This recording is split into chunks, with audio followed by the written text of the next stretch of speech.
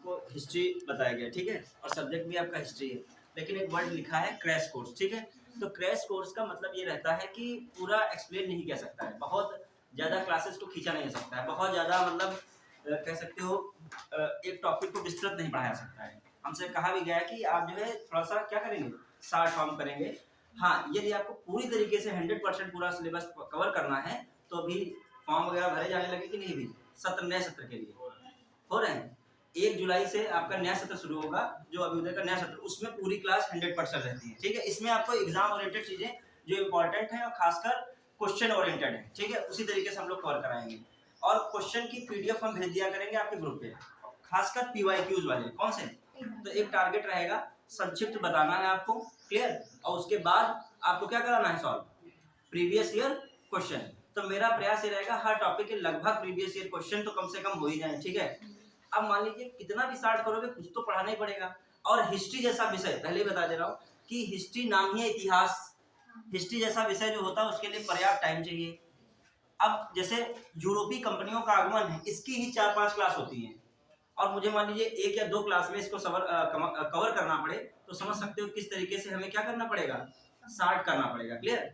ये हम इसके लिए बाध्यकारी समझ लो है कि टाइम नहीं उतना दिया गया, वरना हम जो मॉडर्न हिस्ट्री पढ़ाते हैं बहुत डीपली पढ़ाते हैं, क्योंकि अब एग्जाम में क्वेश्चन जो आता है डीपली ही आता है, ठीक है, और बहुत ही डीपली आता है। तो हम प्रयास करेंगे तब भी एग्जाम ओरिएंटेड, मगर पता चला हम 5 क्लास, हमको पूरी क्लास ही पता कम दी गई, हम पता एक ही 2 सब्जेक्ट, एक ही 2 टॉपिक ही कवर कर पाए। तो इसके लिए हमने बताया ना 1 जुलाई से जो नया सत्र चालू होगा, उसमें भी आप लोग जो क्या कीजिएगा, प्रयास कीजिएगा, तो आपका डबल हो जाएगा, इधर रिवीजन हो जाएगा आपका, उधर बहुत आराम से नोट्स बनाइएगा, क्लियर।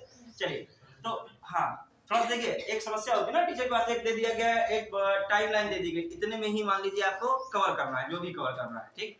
अब उसके लिए सबसे अच्छा माध्यम है पीवाईक्यू सॉल्व कराओ, ठीक, और प्लस थोड़ी थोड़ी बातें जो है इंपॉर्टेंट बताते चलो, लिखना भी रहेगा और थोड़ा शार्ट लिखना होगा, स्पीड में भी लिखना होगा, क्लियर। अब चलिए, पहला जो मॉडर्न हिस्ट्री का टॉपिक है कौन सा है, यूरोपीय कंपनियों का आगमन, ठीक है। कहाँ पर आगमन है, भारत में आगमन। अब एक चीज समझिए, पहले तो हम ये पूछ रहे हैं, लगभग सभी लोग 21+ हैं, होंगे ना, फॉर्म वगैरह सब अप्लाई कर ही चुके होंगे, समीक्षा अधिकारी का लगभग इसमें भरा फॉर्म कि नहीं, कितने % लोग, कितने लोग, जितने लोगों का समीक्षा अधिकारी फॉर्म भरा, हाथ खड़ा करें, देखिए कितने लोग हैं, ईमानदारी से खड़ा करें, इसमें संकोच वाली बात थोड़ी है, बस इतने ही लोग हैं। और पीसीएस अक्टूबर वाला जो आ रहा है उसमें सभी लोग भरिएगा, जिसका भी नहीं भरा है वो सभी लोग भर दिया, कम से कम आपके पास 5-6 महीने हैं, 7 महीने लगभग मिल रहे हैं, ठीक है। यूपीएससी आप रखिए, यूपीएससी को भी, लेकिन आप साथ साथ यूपी पीसीएस को भी क्या करते चलिए, फोकस करते चलिए, क्लियर। जब पहले टारगेट ही नहीं पता होगा तो पढ़ोगे क्या, मतलब कुछ गोल होना चाहिए ना सामने। अब आइए, सिविल की एक ऐसी जर्नी है, अप एंड डाउन आएंगे, क्लियर। आयोग भी अपना कुछ ना कुछ, उसके द्वारा भी कुछ घटित हो जाएगा, पता लगा 72 वाला अंदर हो जाएगा, 82 वाला क्या हो सकता है, बाहर भी हो सकता है, क्योंकि उसकी भी अस्पष्टता बहुत ज्यादा है। तो लगातार मांग हो रही है, लोग कोर्ट वगैरह भी जा रहे हैं कि आयोग भी अपना, यूपी पीसीएस आयोग भी क्या करे, सुधार करे, लेकिन इसका आप कुछ कर नहीं सकते हो।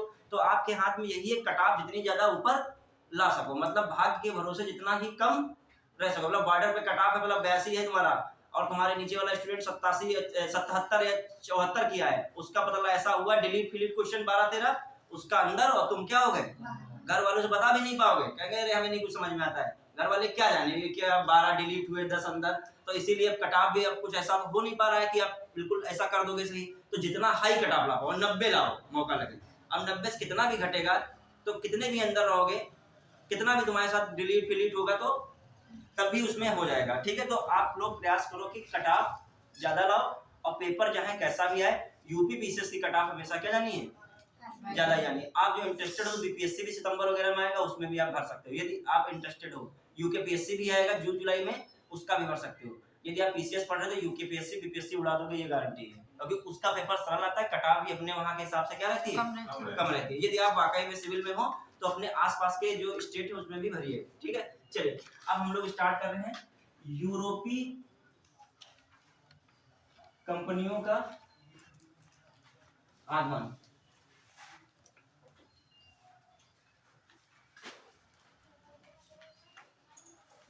क्लियर। अब देखिए, यूरोपीय कंपनियों का आगमन है, इसमें हम लोग क्या करेंगे, सबसे पहले संक्षेप में जानेंगे कौन कौन कंपनियां थी, क्या क्या था, क्लियर। और फिर हम क्वेश्चन आंसर भी कराएंगे। सभी लोग ग्रुप में जुड़ चुके हैं ना, और लगभग फोन भी होगा, नहीं होगा तो बगल वाले के फोन से देख सकते हो। क्लियर। और वहां पर इंटरेक्टिव पैनल होगा तो सीधे सीधे पीडीएफ कहाँ चलेगी, इसी पर आ जाएगी। क्लियर। तो आप थोड़ा 4-5 दिन मैनेज कर लो, फिर तो सब बढ़िया हो जाएगा। हाँ, जो इसमें हम लोग सबसे पहले देखते हैं क्या है मामला, सबसे पहला मामला जो हम लोग देखें यूरोपीय कंपनियों के आगमन में, बेसिक से बिल्कुल थोड़ा डायग्राम समझिए। कितना भी साल पढ़ा जाए तो कुछ तो मेन पढ़ाया ही जाएगा, ठीक है।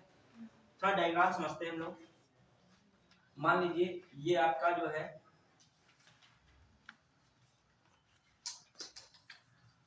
जनरली समझाने के लिए बना रहे हैं। ये आपका इधर क्या है, उत्तरी अमेरिका, और ये क्या है, दक्षिणी अमेरिका, और इधर ही यूरोप।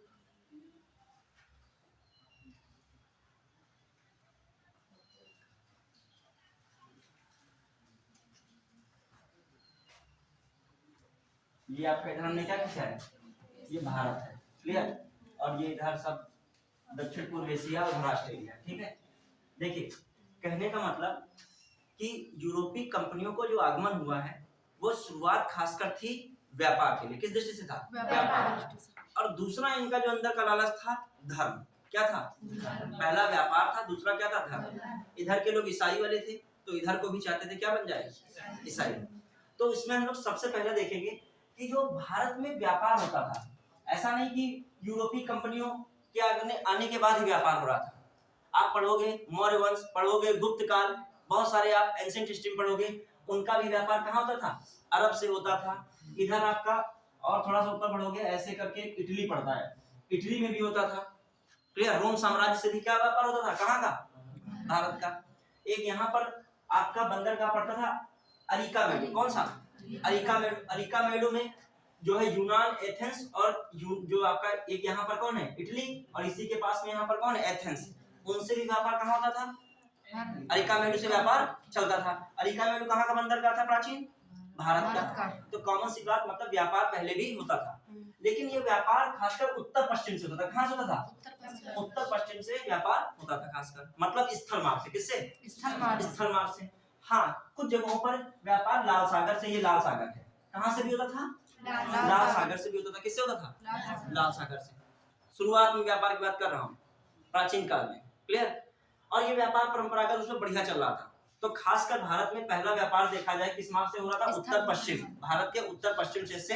अब जैसे यहाँ पर पाकिस्तान है, पहला कौन पड़ा, पाकिस्तान, फिर अफगानिस्तान, फिर ईरान, ईरान के बाद आपका क्या शुरू होता था, तुर्की, इराक, और फिर तुर्की। कौन, और तुर्की से होता, तुर्की जानते हो, यूरोप और एशिया दोनों के बीच की स्थिति है कौन, तुर्की। तो मतलब तुर्की का पहुंचना मतलब यूरोप में पहुंचना।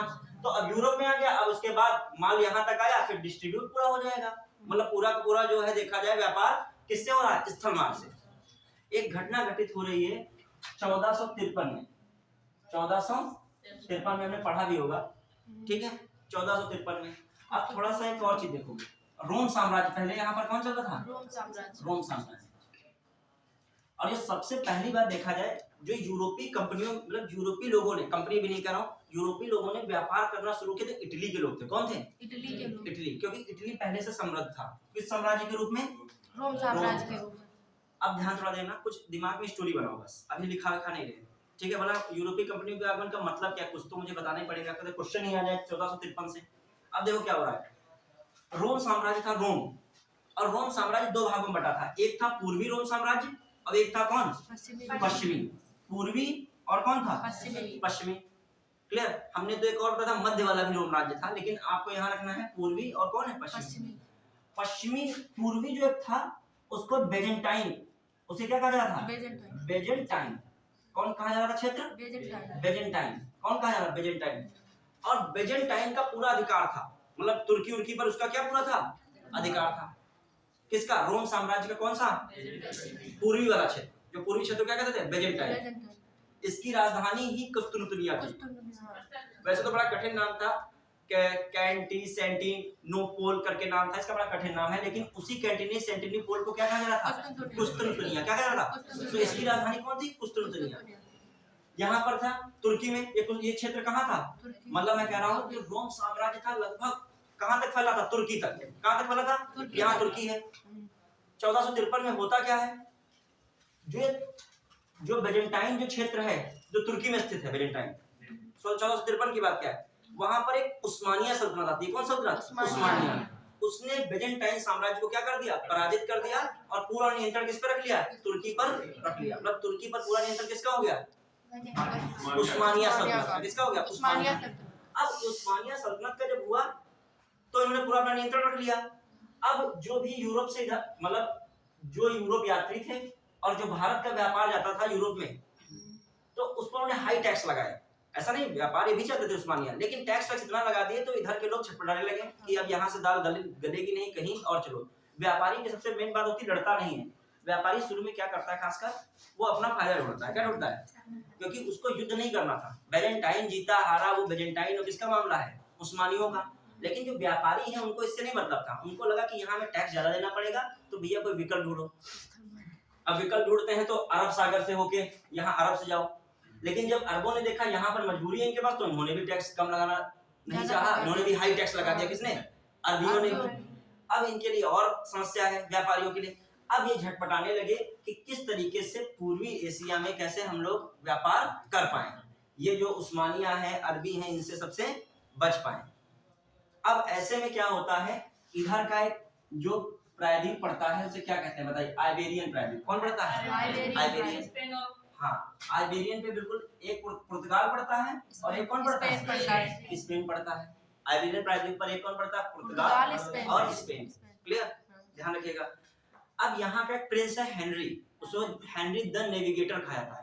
नेविगेटर इसलिए कहा था कि मतलब समुद्री जहाजों की खोज और दिशा वगैरह जानकार। क्लियर? तो हेनरी द नेविगेटर जो है प्रिंस है, उसने इधर खासकर कौन, ये अफ्रीका महाद्वीप है। कौन महाद्वीप है? अफ्रीका।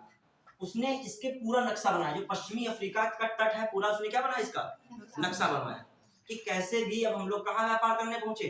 भारत। इधर पहुंचे। क्लियर समझना? अब आ जाइए, यहीं पर एक स्पेनिश होता है, क्या नाम होता है उसका? कोलंबस। कोलंबस भी निकलता सोचता है कि हम इधर पहुंच जाएं, लेकिन कोलंबस कहाँ पहुंच जाता है? अमेरिका पहुंच जाता है। तो कोलंबस का तो मामला यहाँ खत्म हो गया। कोलंबस कहाँ पहुंच गया? कोलंबस तो यहाँ पहुंच गया। इनका टारगेट लेकिन यूरोप का कहाँ है? पूर्वी एशिया। कौन एशिया? इधर का एरिया। तो गलत चला गया। अब आइए, एक नाम और आता है, ये अमेरिका पहुंचे 1492 में। कहाँ पहुंचे? अमेरिका। अब एक और व्यक्ति निकलता है यहीं से, पुर्तगाल से, उसका नाम है अभी नहीं, बार्थोलोम्यू डियाज। Bartholomew Diaz. कौन है? Bartholomew Diaz.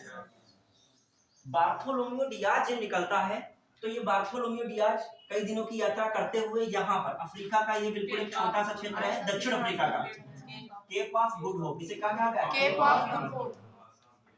हाँ, Cape of Good Hope. Cape of Good Hope. यहाँ तक कौन पहुंचता है? Bartholomew Diaz. और ये कब पहुंच रहा है Bartholomew Diaz Cape of Good Hope? Cape of Good Hope. अभी मैं थोड़ा बहुत लिखा भी दूंगा, अभी तो बस समझोगे। ठीक है, मैं दिखा दूंगा point wise. Cape of Good Hope पहुंचा 1487 में। 88 में वापसी कर लेता है, लगभग 88 में क्या कर लेता है? वापसी।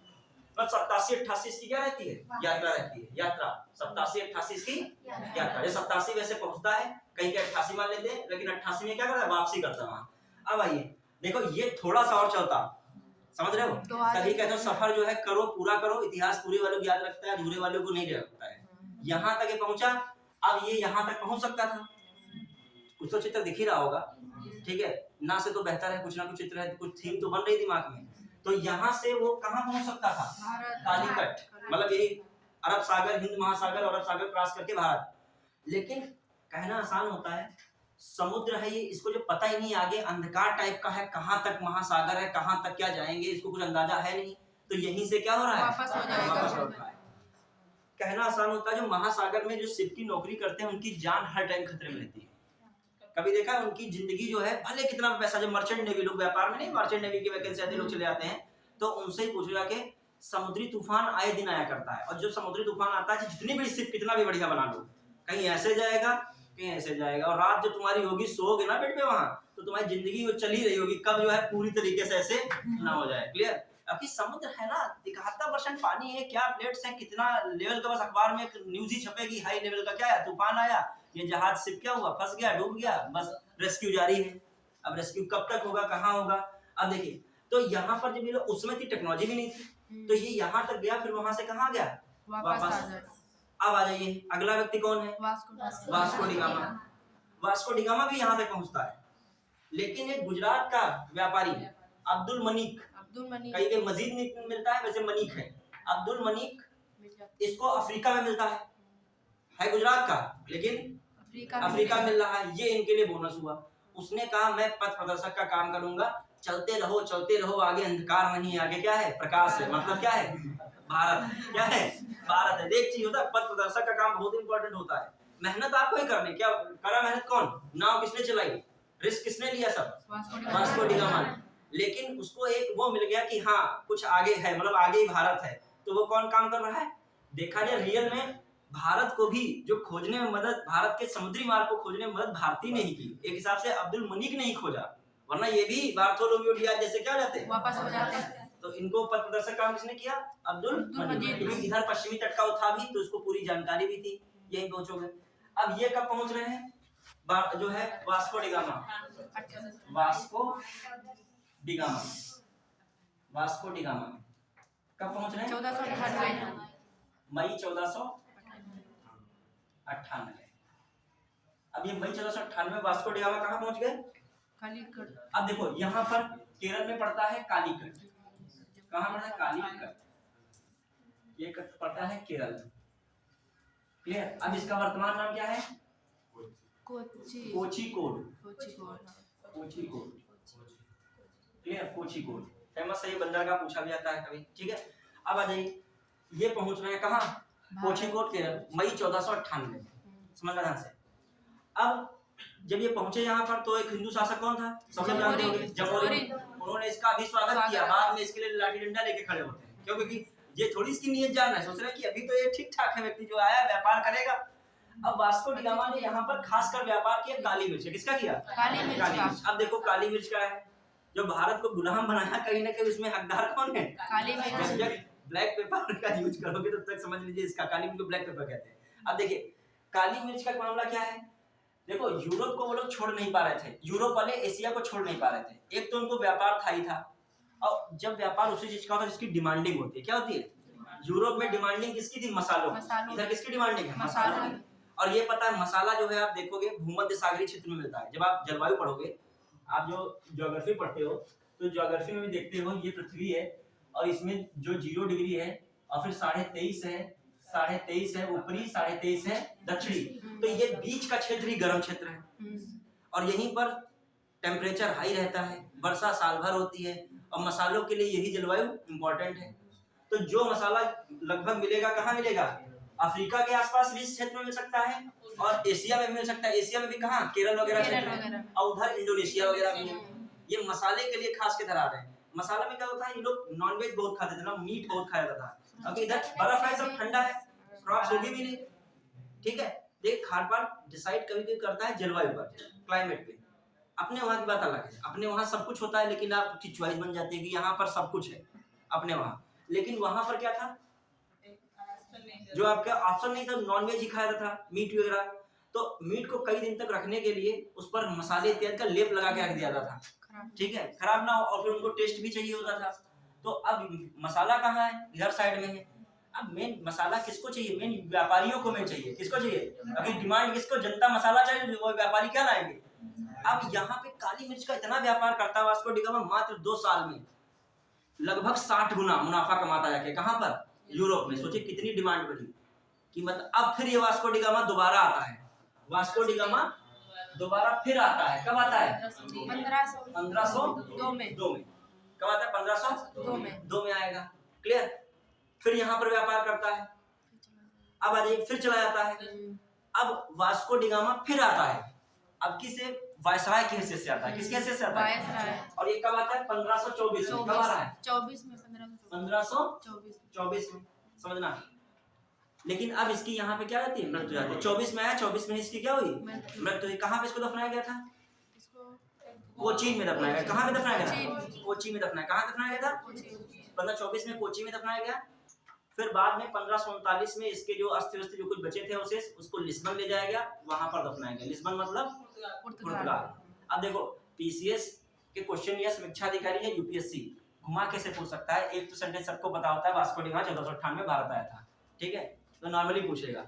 लेकिन पता लगा ये लिखा Vasco da Gama Cape of Good Hope के मार्ग से होता हुआ मई 1498 में भारत के कालीकट बंदरगाह पहुंचा। फिर अगला स्टेटमेंट है वास्को डी गामा तीसरी बार 1524 में वायसराय के रूप में भारत आया। दोनों सही। तो पहला सेंटेंस लगभग सबको पता होगा, दूसरा सेंटेंस भी आपको क्या है याद रखना है। क्लियर? जितनी इंफॉर्मेशन पढ़ो उससे कुछ एक्स्ट्रा पढ़ो हर चीज में बस। क्लियर? तो अब वास्को डी गामा का तो किस्सा हो गया। अब आ जाइए क्या है, इतनी कहानी समझ पाए कि नहीं? कारण क्या रहा? मार्ग अवरुद्ध। जब आपके पास समस्या आती है तभी आप जो है विकल्प खोजना क्या करते हो, शुरू करते हो। बिना समस्या के विकल्प नहीं आएगा। स्वामी विवेकानंद जी का एक सेंटेंस है, क्या है? यदि आपके मार्ग में कोई भी बाधा नहीं आ रही है तो समझ लीजिए आप गलत रास्ते पे चल रहे हैं। समझ रहे हो? देखो इसका नेगेटिव मीनिंग निकालिए, क्योंकि वहां कोई जा ही नहीं रहा है। मतलब कौन मौत का रास्ता जा रहा हो, तुम सोच रहे हो बड़ा खाली ट्रैफिक मिल रहा है, कोई दिक्कत ही नहीं है यहाँ पे, जानवर वाला एक आधा आ जाते हैं। तो ये भी देखा है, तो इसलिए आप तो थोड़ा बहुत चुनौतियों का सामना करते रहो। एक और चीज, ज्यादा खाली रास्ता भी आपको मौत के मुंह में डाल सकता है। कैसे?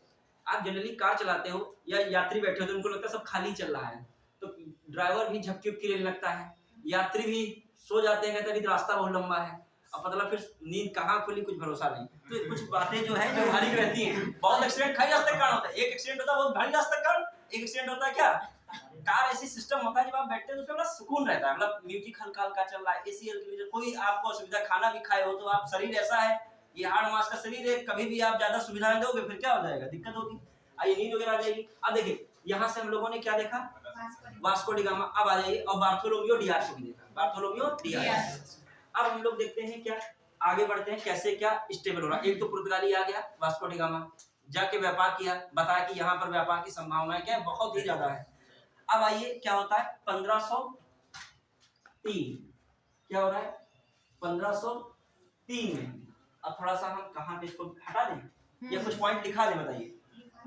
अभी चलिए बाद में एक साल दिखाएंगे, आप समझते आएगा। 1503 का समय है। अब क्या यहाँ कुछ समझ नहीं आता, बिगाड़ा जाए हटाया जाए, चलिए इधर हम लिखाएं। अब देखो क्या है 1503 कोची, ठीक है। 1503 कोची में पहला व्यापारिक केंद्र या पहली व्यापारिक कोठी स्थापित की गई। पहली यूरोपी व्यापारिक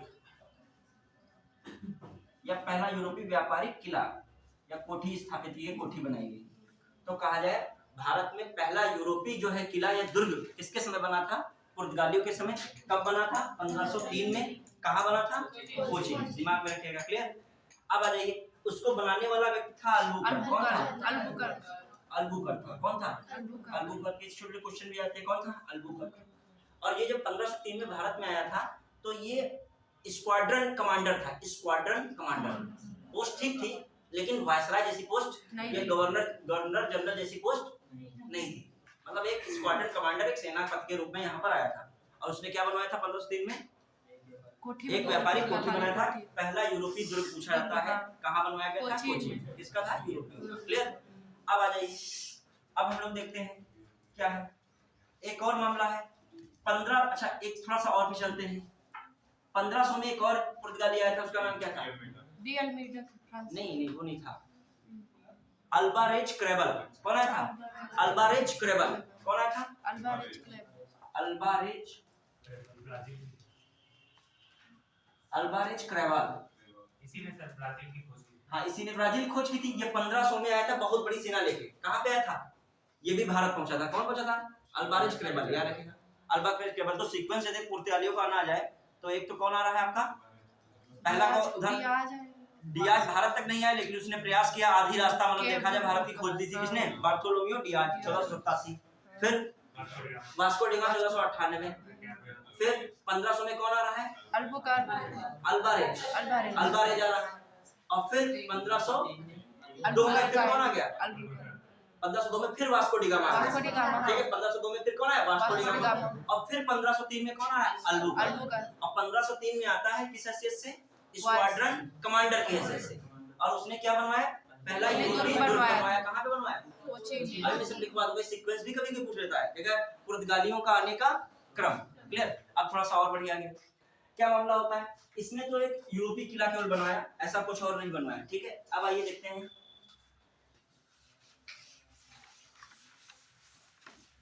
अब जो मेन आता है व्यक्ति, इसका नाम क्या है? अल्मीडा है। 1505 से 1509 तक कौन आया था? Almeida, de Almeida. ये जो है कहा जाए फ्रांसीसी शक्ति का संस्थापक। देखिए वास्तविक शक्ति का संस्थापक नहीं है, ठीक है, फ्रांसीसी शक्ति का संस्थापक, क्लियर। और यदि ऑप्शन में अल्बुकर्क मिले तो फर्स्ट प्रायोरिटी किसको दीजिएगा? अल्बुकर्क। ये कह सकता है प्रथम फ्रांसीसी गवर्नर जनरल कौन रहा? अल्मीडा। या प्रथम फ्रांसीसी बोल रहा हूं, पुर्तगाली, प्रथम पुर्तगाली गवर्नर जनरल अल्मीडा। या कहे प्रथम पुर्तगाली वायसराय कौन है? अल्मीडा। कौन है? अल्मीडा। अब समझिए, अब जो है पुर्तगालियों का पहला टारगेट क्या था कि इस हिंद महासागर पर पूरा क्या किया जाए? कब्जा किया, नियंत्रण किया जाए। और यहाँ पर अरबी लोग व्यापार कर रहे हैं, इनको यहाँ से बाहर निकाला जाए। तो अरबियों को इन्होंने बहुत शिकंजा कसा, अरबियों को लगभग इन्होंने बाहर कर दिया, अपना यहाँ प्रभुत्व स्थापित किया। और उसमें किसकी भूमिका है? एक अल्मीडा की भूमिका है। इसने कौन सी नीति चलाई थी? Blue water policy. Water policy, blue water policy चलाई किसने? अल्मीडा ने। अल्मीडा ने blue water policy. Clear. Blue water policy मतलब नीली जल नीति, ठीक है। मतलब हिंद महासागर पर नियंत्रण रखने के लिए चलाई इसने ब्लू वाटर पॉलिसी। समझते हैं? चलिएगा फिर आ जाइए। अल्मीडा ने और कुछ विशेष कार्य नहीं किया। फिर इसके बाद कौन आ रहा है? अल्बुकर्क फिर आ रहा है, अब वायसराय के रूप में। अल्बुकर्क वायसराय या कहिए गवर्नर, फ्रांसीसी गवर्नर अल्बुकर्क। फिर इसकी जो है किसका टाइम पीरियड क्या हो रहा है? 1505 से 1509 से 9 तक है ही है।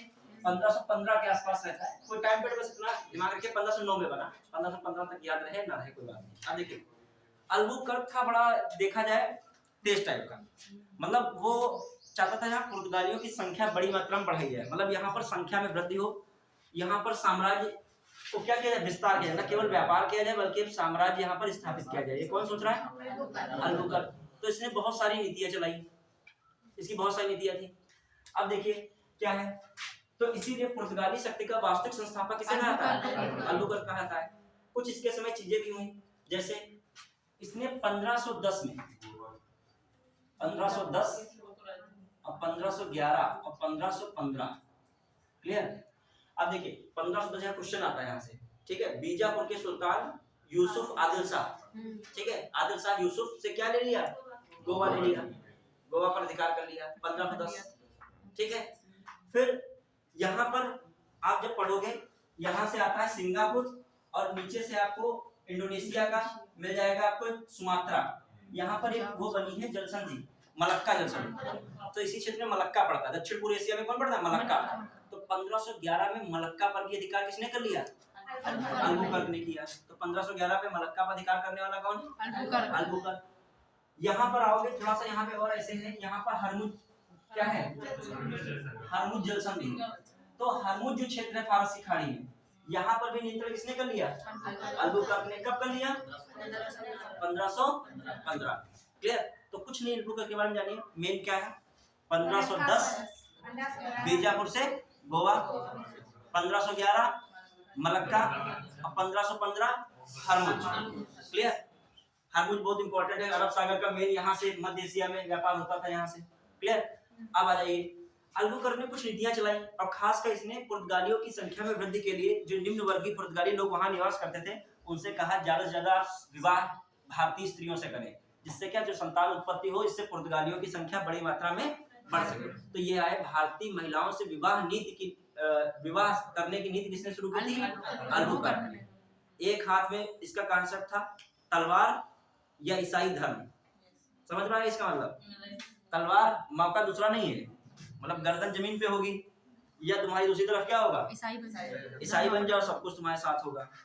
धर्म का मामला रहता था, थोड़ा कट्टरवादी ईसाइयत वाला था, तो अल्बुकर्क के बारे में समझिएगा ये। तो इसने ईसाइयत को भी बहुत ज्यादा ध्यान दिया। एक डिसूजा करके एक और वायसराय आते हैं, या किसी और वायसराय का स्टेटमेंट है, जब ये लोग आए थे पुर्तगाली अपनी नाव पे, तो तलवार लेके आया था, एक तरफ जीसस की मूर्ति लेके आए थे, लेकिन जब भारत आए, मतलब सब व्यंग था ये, कि जब आए पहले उन्होंने क्या रख दी, तलवार अपनी रख दी, क्लियर, और खूब एक हाथ से धन बटोरने लगे। फिर दूसरे में फिर उन्होंने कहा जीसस भी अब काहे हमारे हाथ में है, खाली हाथ थोड़ा हो जाए, दोनों हाथों से धन बटोरो।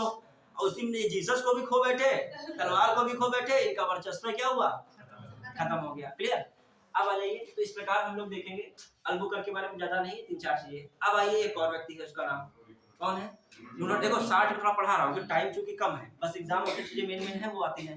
एक आते नूनो डी कुन्हो, कौन है, नूनो डी कुन्हो, नूनो डी कुन्हो। अब टाइम डेट सबके नहीं देख रहे, इसका थोड़ा इंपॉर्टेंट है नूनो डी कुन्हो का। अभी मैं लिखाऊंगा 5 मिनट, थोड़ा जल्दी थोड़ा पुर्तगाली पढ़ा लूं, फिर 5-10 लाइन इनके बाद लिखवाऊंगा। 29 से 38 नूनो डी कुन्हो वायसराय बना। क्लियर। इसके समय सबसे मेन एक चीज होती है, क्या होती है, 1510 में गोवा क्या बनी, राजधानी बनी। गोवा क्या बनी, राजधानी। अभी तक कोची राजधानी चल रही, गोवा पे अधिकार तो कर लिया था। बहुत स्टूडेंट्स होते गोवा राजधानी भी किसने बना दी होगी, जिसने इस पर अधिकार किया होगा, लेकिन ऐसा नहीं था। गोवा राजधानी किसके समय बनी, नूनो डी कुन्हो। क्वेश्चन आता है 1530 में पुर्तगालियों ने गोवा को क्या बनाया, राजधानी बनाया, नूनो डी कुन्हो के समय। अब आइए, गुजरात में बहादुर शाह होता है, कौन होता है, बहादुर। तो एक पूरी कहानी है, उसको जहाज पर बुलाया जाता है, वहीं पे पानी में डुबो कर उसकी हत्या कर दी जाती है, वो भी किसके समय हुआ, नूनो डी कुन्हो के समय। मतलब पुर्तगालियों ने ही किसको मारा था, बहादुर शाह। गुजरात का शासक था 1530 में, ठीक है। 1529 से किसके बीच है, 38 तक, हाँ उससे टाइम है, उसी के बीच में राजधानी बनी। क्लियर। हाँ, अब आइए और एक चीज देखते हैं। अच्छा, बुक्स में भी कुछ रहता है, आप ज्यादा चीजें पढ़ोगे तो हमने देखा कोई बुक 100% सही नहीं हो सकती है। क्लियर। कहीं कहीं मिस्टेक भी मिल सकती है। कई अच्छी बुक्स हमने देखी, जैसे हमारे स्पेक्ट्रम इतनी अच्छी बुक है मॉडर्न हिस्ट्री की, उसमें भी गलतियां, एम लक्ष्मीकांत इतनी स्टैंडर्ड पॉलिटी की, उसमें भी गलतियां।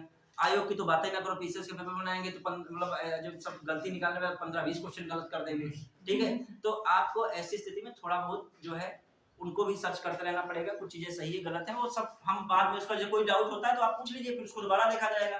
मतलब मैं किसी बुक से पढ़ा तो उसमें भी कोई सन वगैरह, फिर देखा सही मिला, ठीक है। चलिए अब आइए, क्योंकि 100% कोई चीज सही हो ही नहीं सकती है, ये वो क्या कहता है, साइकोलॉजी कहती है। अब कोई चीज 100% गलत भी नहीं हो सकती है, ये भी कौन कहता है, साइकोलॉजी कहती है। एक बीच की यात्रा चलती है, इस यात्रा में जो 50% से ऊपर चला गया अच्छे में तो वो अच्छा है, 50% से नीचे चला गया तो क्या है, वो बुरा। तो मतलब एक ये सामान्यता बता रहा हूँ, आपका नजरिया भी उस तरीके का होना चाहिए थोड़ा। हाँ, अब आ जाइए, हम लोग कहाँ पे थे, नूनो डी कुन्हो वाला में मैटर हो गया। इनके पास समय 2-3 पॉइंट है, हमें दिमाग में रखना है। अच्छा, एक और चीज, इसने सती प्रथा पर प्रतिबंध लगाया था, किसने, अल्बुकर्क ने। एक पॉइंट और दिमाग में रखिए, अल्बुकर्क ने किस पर प्रतिबंध लगाया था, सती प्रथा पर।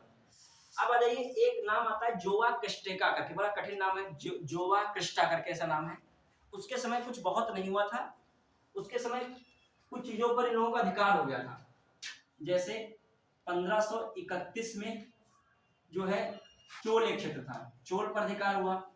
1532 में जो है दीव पर अधिकार हुआ, किस पर अधिकार हुआ, और 1536 में सालसेट, कौन है, बंबई पड़ता है, बंबई पर भी किसका अधिकार हो गया था, पुर्तगालियों का, ठीक है। तो इतना पूछा नहीं था, बस आपको ये जरूरी है 1531 चोल, दीव और क्या है, सालसेट। हालांकि 1503 में भी दीव पर अधिकार कर लेते हैं लोग, और फिर मामला पूरा दीव पर अधिकार कब करा, 1532। अब बंबई या सालसेट, सालसेट बंबई रियल में द्वीप पर है, वो कौन द्वीप है, सालसेट। सालसेट भी किसके कंट्रोल में आ गया, वही सालसेट को आगे चल के वही बंबई को क्या देते हैं, दहेज में देते हैं। दहेज व्यवस्था समझ लो, अंग्रेज भी अपनाते थे इसको, ठीक है। अब आइए, हाँ अब ध्यान देना, दहेज जो है कहते हैं ना, इतने एक्ट इतने कानून सब बने हैं, लेकिन जब तक जनता उसको नहीं स्वीकार करेगी तब तक कुछ नहीं हो सकता है। व्यवहारिकता में जब लेने वाला और देने वाले दोनों ही खुश चल रहे हैं तो सरकार और कानून क्या करेगा, कानून तो इसलिए बना उत्पीड़न के लिए, जब तुम दोनों लोग ही उसको बना रहे हो। अब वो डिमांड एंड सप्लाई पे भी होता है, दहेज किस पे चल रहा है, डिमांड एंड सप्लाई एक बिजनेस हो गया है, ठीक है। अब आइए, कहाँ पे हम लोग देखते हैं, ये 1529-38 वाला मैटर हो गया। अब आइए, एक और नाम आता है डिसूजा, किसका नाम आता है? डिसूजा। डिसूजा। क्लियर?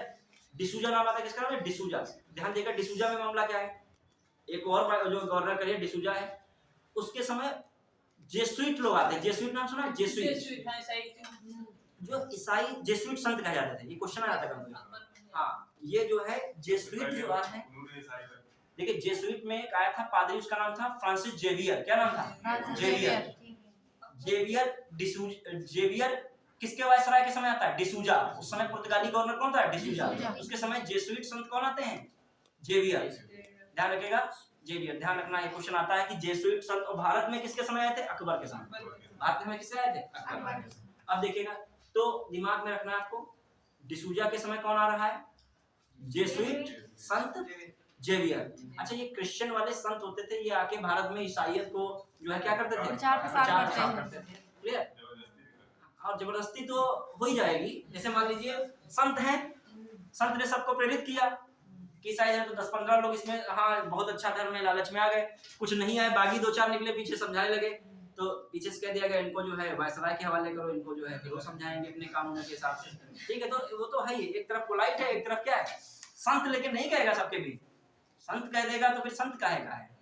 उसके जो 10-20 लोग आ रहे हैं उसकी तरफ हम कहेंगे ये भी तो क्रूर है। हमेशा संत क्या होते हैं? शालीन होते हैं, लेकिन कोई विचारधारा जो होती है वो बड़ी कट्टर हो जाती है आगे चल के। हाँ, अब आइए ध्यान दीजिएगा, कहाँ तक हम लोग आए? ये मेन पॉइंट्स हमने किसके बारे में बताया? पुर्तगालियों के बारे में बताया। अब आइए पुर्तगालियों की नीति थी कार्टेज अल्मेडा करके, कार्टेज अल्मेडा या अरमेडा, कार्टेज अल्मेडा। अब जो कार्टेज अल्मेडा कभी के पूछ लेता है, कार्टेज अल्मेडा क्या है? उनका मामला था कि इस हिंद महासागर और अरब सागर में, हाँ, अरबी और खासकर भारतीय और अरबी लोग बिना क्या परमिट के यहाँ पर व्यापार नहीं कर सकते थे। मेन उनका टारगेट ये था।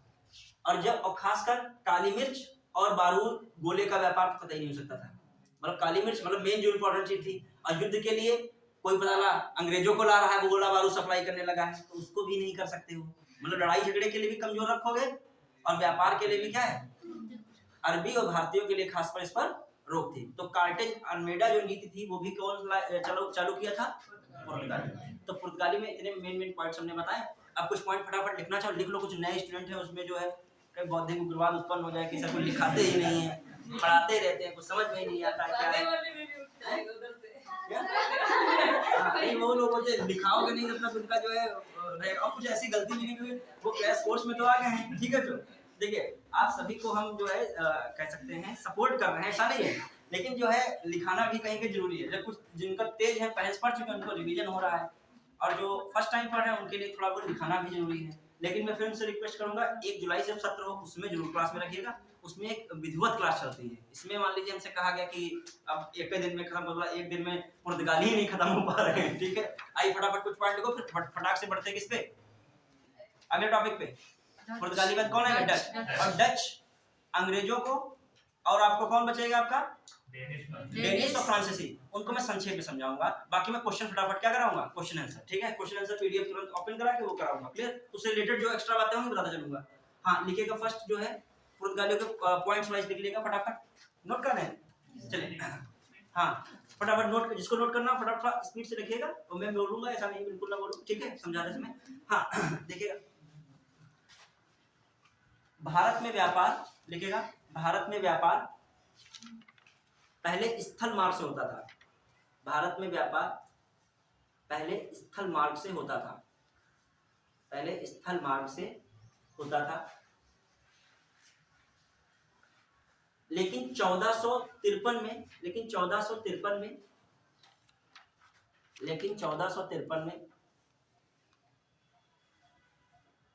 तुर्की क्षेत्र में स्थित कस्तनतुनिया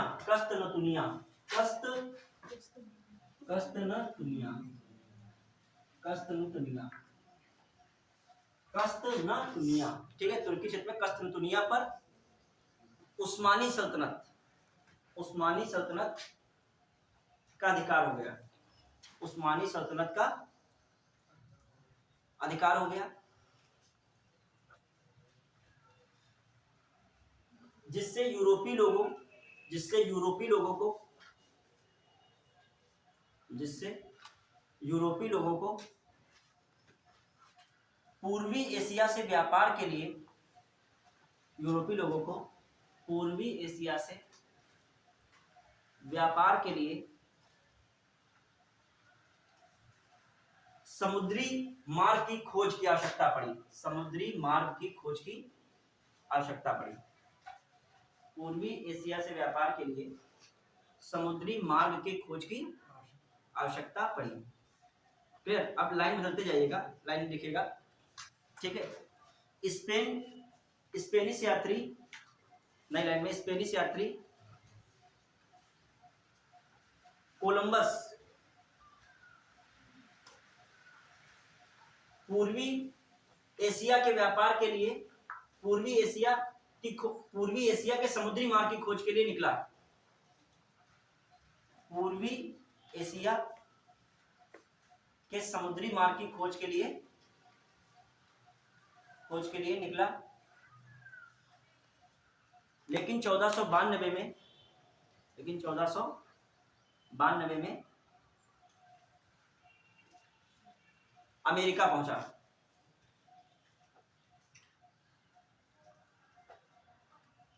ठीक है। फिर लिखेगा 1458 लिखेगा पुर्तगाली यात्री वास्को डिगामा, लिखेगा पुर्तगाली यात्री वास्को डिगामा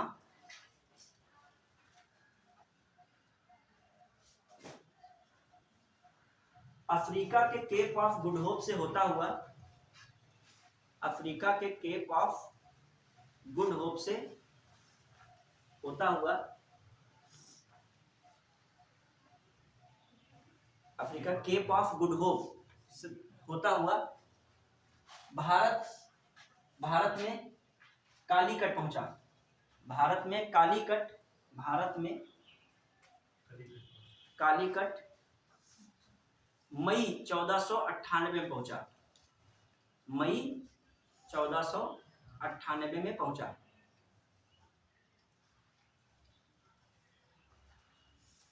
1502 में भारत पुनः आया। 1502 में भारत पुनः आया। बस 60 पुनः मुनाफा लेके जा चुका था, फिर से 1502 में फिर क्या आया, भारत पुनः आया।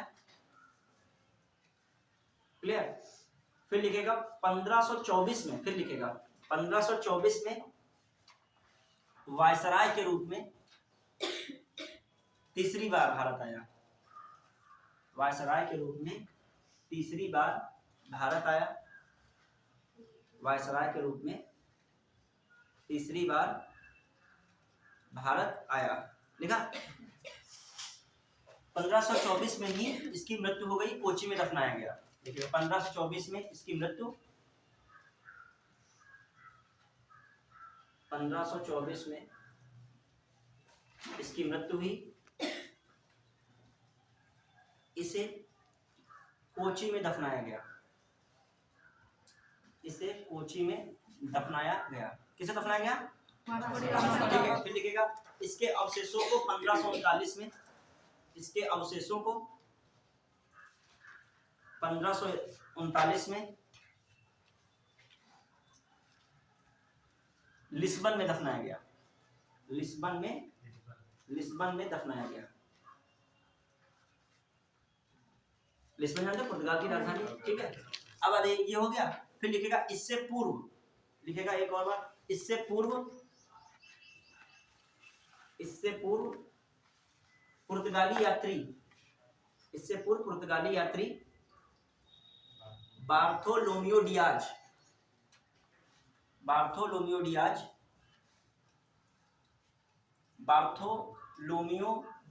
लिख पाओगे? बार्थोलोमियो डियाज 1487 में केप ऑफ गुड होप पहुंचा। Cape of Good Hope bracket में दक्षिण अफ्रीका, मतलब अफ्रीका में भी किस देश में है ये? दक्षिण अफ्रीका। ब्रैकेट में क्या? दक्षिण अफ्रीका मतलब केप ऑफ गुड होप पहुंचा। वहीं से वह वापस चला गया। वहीं से वापस पुर्तगाल चला गया। वहीं से वापस कहाँ चला गया? पुर्तगाल चला गया। वहीं से वापस पुर्तगाल चला गया। तो किसके बारे में हो गए पॉइंट? Vasco da Gama. और एक और लाइन बस एक लिखेगा, अल्वारेज कैब्रल 1500 में भारत पहुंचा। पुर्तगाली पुर्तगाली यात्री या पुर्तगाली नाविक अल्वारेज क्रेबल, अल्वारेज क्रेबाल कहीं क्या लिखा है, क्रेबल कहीं क्या लिखा है, अल्वारेज क्रेबल लिख पाए, अल्वारेज क्रेबल 1500 में भारत पहुंचा, भारत आया। क्लियर, बस उसके बारे में जब क्लास होगी तब कभी डिटेल में बताऊंगा, आप सीक्वेंस से बन रहे हैं, ठीक है। अब लिखेगा 1503 में लिखते आएगा, 1503 में कौन आ रहा है,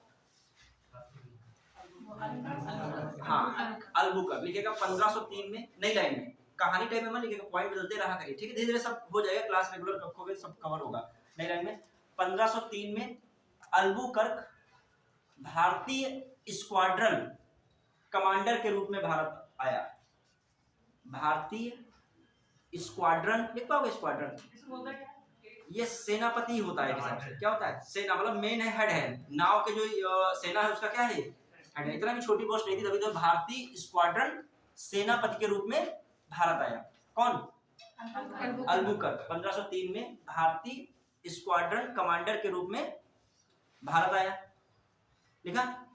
फिर नेक्स्ट पॉइंट में लिखिएगा 1503 में, 1503 में कोची में अल्बुकर्क ने पहला यूरोपीय दुर्ग बनाया, पहला यूरोपीय दुर्ग बनाया, पहला यूरोपीय दुर्ग बनाया। क्लियर, फिर लिखेगा अल्मीडा लिखेगा 1505 लिखेगा, ऐसे डैश लगा के अल्मीडा लिखेगा, प्रथम पुर्तगाली वायसराय, प्रथम पुर्तगाली वायसराय ऑब्लिक गवर्नर, प्रथम पुर्तगाली वायसराय ऑब्लिक गवर्नर, प्रथम पुर्तगाली वायसराय ऑब्लिक गवर्नर, ऑब्लिक समझ रहे हो, लिखना नहीं ठीक होता है, ठीक है। अल्मीडा कौन है, डैश लगा के लिख लो, अल्मीडा 1500, इसके आगे टाइम पीरियड लिख ले 1505 से 1509, 1505 से 1509, ठीक। इसमें एक पॉइंट लिखेगा, इसने हिंद महासागर में नियंत्रण के लिए, इसने हिंद महासागर में नियंत्रण के लिए ब्लू वाटर पॉलिसी चलाई, हिंद महासागर में नियंत्रण के लिए क्या चलाई, ब्लू वाटर पॉलिसी चलाई। तो फटाक से अगले में लिखेगा पॉइंट वाइज, अल्बुकर्क में पुर्तगाली शक्ति का वास्तविक संस्थापक अल्बुकर्क था, पुर्तगाली शक्ति का वास्तविक संस्थापक अल्बुकर्क था।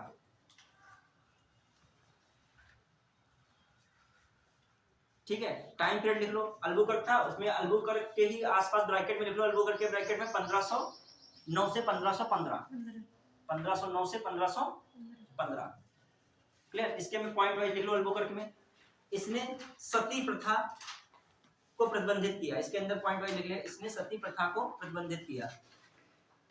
शादी के लिए कहेगा लड़कियां ही नहीं होंगी, शादी कहाँ से होगी ना, इसने पहले नंबर पे क्या किया, सती प्रथा को क्या कर दिया, प्रतिबंधित किया। क्लियर, फिर लिखेगा भारतीय स्त्रियों से, नए पॉइंट में भारतीय स्त्रियों से विवाह की नीति चलाई, भारतीय स्त्रियों से विवाह की नीति, भारतीय स्त्रियों से विवाह की नीति। क्लियर, अगला पॉइंट फटाक से, और ये क्या कर रहा है, 1510 में लिखेगा, 1510 में बीजापुर के सुल्तान यूसुफ आदिल शाह, बीजापुर के सुल्तान यूसुफ आदिल शाह से गोवा जीत लिया, यूसुफ आदिल शाह से गोवा जीत लिया। फिर लिखेगा 1511 में मलक्का, 1511 में मलक्का। अब लिखना थोड़ा बहुत पड़ेगा, इसमें तो समस्या नहीं उत्पन्न हो रही है, तो ना ही लिखवाया जाए लेकिन एक चीज है, यूपीएससी या यूपीपीसीएस की तैयारी कर रहे हो तो बोलिए खूब, ठीक है, आप कह रहे हो बोलिए खूब सारा बता रहे हैं, मतलब बोलने की मतलब है, कोई चीज है जैसे मान लिया कहा गया कि अल्मीडा को समझाइए, मान लिया इंटरव्यू में तो अल्मीडा को बता ही नहीं पा रहे हो, ज्ञान बहुत है तुम समझा ही नहीं अल्मीडा पा रहे हो, क्या 4 पॉइंट निकाल के बता दीजिए। तुमसे पूछा तुम्हारा कौन सा फेवरेट सब्जेक्ट, तुमने कहा हाँ हमें मॉडर्न हिस्ट्री पसंद है, तो क्या जानते हैं यूरोपीय कंपनियों का आगमन क्या कैसे हुआ था। अब नॉलेज तो बहुत है, लेकिन कहाँ से शुरू करें कहाँ पे खत्म करें, ये क्रमबद्ध तरीका बताना भी कठिन होता है। और दूसरा स्टेप क्या है, लिखना खूब पड़ेगा, लिखना इतना पड़ेगा कुछ भी नहीं है। 8 पेपर होते हैं, 4 दिन में एग्जाम निपटा दिए जाते हैं। एक दिन में 2 शिफ्ट में पेपर होगा, 3-3 घंटे दोनों टाइम, 6 घंटा दिन में क्या करना पड़ेगा, लिखना पड़ेगा, वो भी बेतोड़ लिखना पड़ेगा, टाइम बांध के 12 मिनट में, मतलब एक लॉन्ग क्वेश्चन 200 शब्द को करना है 2 या 2.5 पेज में, समझ रहे, 12 में 2.5 पेज, मतलब एक लिखना भी लिखना होता है, ये वो नहीं लिखना है, मतलब जो है टाइम के अंदर भी लिखना है, अंदर से हाथ बचेगा ही नहीं, जो शाम तक जो है बिल्कुल लगेगा कि ये हाथ ही जो है निष्क्रिय हो गया है। पहले दिन तो बहुत आफत होगी, फिर दूसरे 3 दिन फिर अपने आप हाथ सेट हो जाएगा तुम्हारा, राइट हैंड हो जाए, लेफ्ट हैंड जैसा भी आपका होगा, ठीक है। तो कहने का लिखना आपको पड़ेगा। और फिर सिविल के स्टूडेंट हो, नोट्स पता नहीं कितनी बार बनाने पड़ेंगे, और आपसे जो याद कर ले मुझसे याद कितनी बार करो, जब तक आप लिखते नहीं हो सही से तब तक याद होता नहीं है रियल में, ताकि इन्फॉर्मेशन थोड़ी हो वन लाइनर वाली तो आप हो जाए कहाँ पर शुरू, और दूसरी बात लिखते तो सेंटेंस भी बनने की थोड़े बहुत क्या आएगी तुम्हारी आदत आएगी, मतलब कुछ आया कि प्रथम विश्व युद्ध को समझाइए, मतलब वर्ड हिस्ट्री में क्वेश्चन आ रहा है, पता तो बहुत है लेकिन शुरुआत कहाँ से करी जाए, ठीक है। चलिए लिखेगा अगला पॉइंट, 1511 में मलक्का, 1515 में हरमुज, 11 में मलक्का तथा 1515 में हरमुज पर अधिकार। किसके टाइम पे हो रहा है, अल्बुकर। सर ये चाइना में भी कहीं पे कुछ करता है, चाइना में भी रहता है इनका, थाईलैंड में भी रहता है, सिंगापुर में भी रहता है, ये मतलब भारत के बाहर भी इसका क्या रहता है, अधिकार रहता है। वही बहुत एलिब्रेट करने हैं उसमें, पिछली बार में हम बहुत कहानियां सब बताए थे, लेकिन फिर पुर्तगाली हो पाएगा 1.5 घंटे में। अब थोड़ा सा बता रहा हूँ, मेन पॉइंट पहले पढ़ा रहे। अब लिखेगा इसके बारे में, 1515 में इसकी गोवा में मृत्यु हुई, 1515 में इसकी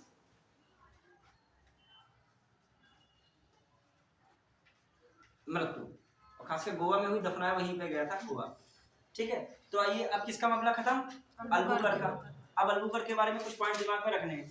अब एक और डालिएगा अगला, जो है कौन मैं बता रहा था, नूनो डी कुन्हू।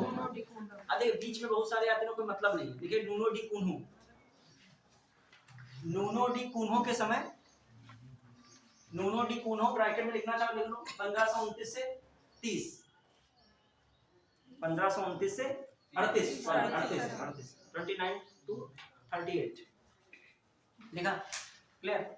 क्या हो रहा है इसमें, नूनो डी कुन्हू के समय 1530, नूनो डी कुन्हू के समय 1530 में गोवा पुर्तगालियों की कैपिटल बनी, राजधानी बनी। नूनो डी कुन्हू के समय ब्रैकेट में 1529 से 38, ठीक है, बंद ब्रैकेट के समय 1530 में गोवा पुर्तगालियों की राजधानी बनी, गोवा पुर्तगालियों की राजधानी बनी, क्लियर। तो गोवा कैपिटल हो गई पुर्तगालियों की। अब आ जाइए किसके बारे में हम लोग देख रहे हैं, अब नूनो डी कुन्हू में आप आइए आगे निकल के, कौन एक बचा है, डिसूजा। लिखिएगा डिसूजा के समय, डिसूजा के समय जेसुइट, ईसाई जेसुइट लिखेगा, ईसाई जेसुइट संत, ईसाई जेसुइट संत, ईसाई जेसुइट संत Francis Xavier, Francis Xavier Bharat आए, भारत आए। लिखेगा अकबर के समय भी जेसुइट लिख लेगा, अकबर जेसुइट की बात आ रही तो अकबर हालांकि आगे आएगा अकबर, लेकिन लिखिए कौन आया था उनके समय, जेसुइट संत। एक एक्वाविवा करके नाम था, कौन था, एक्वाविवा, और दूसरे मांसरेट, कौन आया था, मांसरेट। लिखना चाहो लिख लो, अकबर के समय जेसुइट संत, अकबर के समय जेसुइट संत, मांसरेट फेमस नाम उन्हीं का लिखेगा, मांसरेट आए थे। अकबर के समय जेसुइट संत मांसरेट, मांसरेट लिख पाए, मांसरेट आए थे, क्लियर, मांसरेट। अब देखिए पुर्तगाली ने घर का तो पूरा नियंत्रण बना लिया है, पुर्तगाली घर बनाएंगे। अब बंगाल की खाड़ी में लूटपाट का जो केंद्र पुर्तगाली किसको बनाते हैं, हुगली को बनाते हैं, किसको बनाते हैं, हुगली। तो एक लाइन लिखे, क्वेश्चन आया हुआ है, पुर्तगालियों ने लिखेगा बंगाल की खाड़ी में, पुर्तगालियों ने बंगाल की खाड़ी में, बंगाल की खाड़ी में समुद्री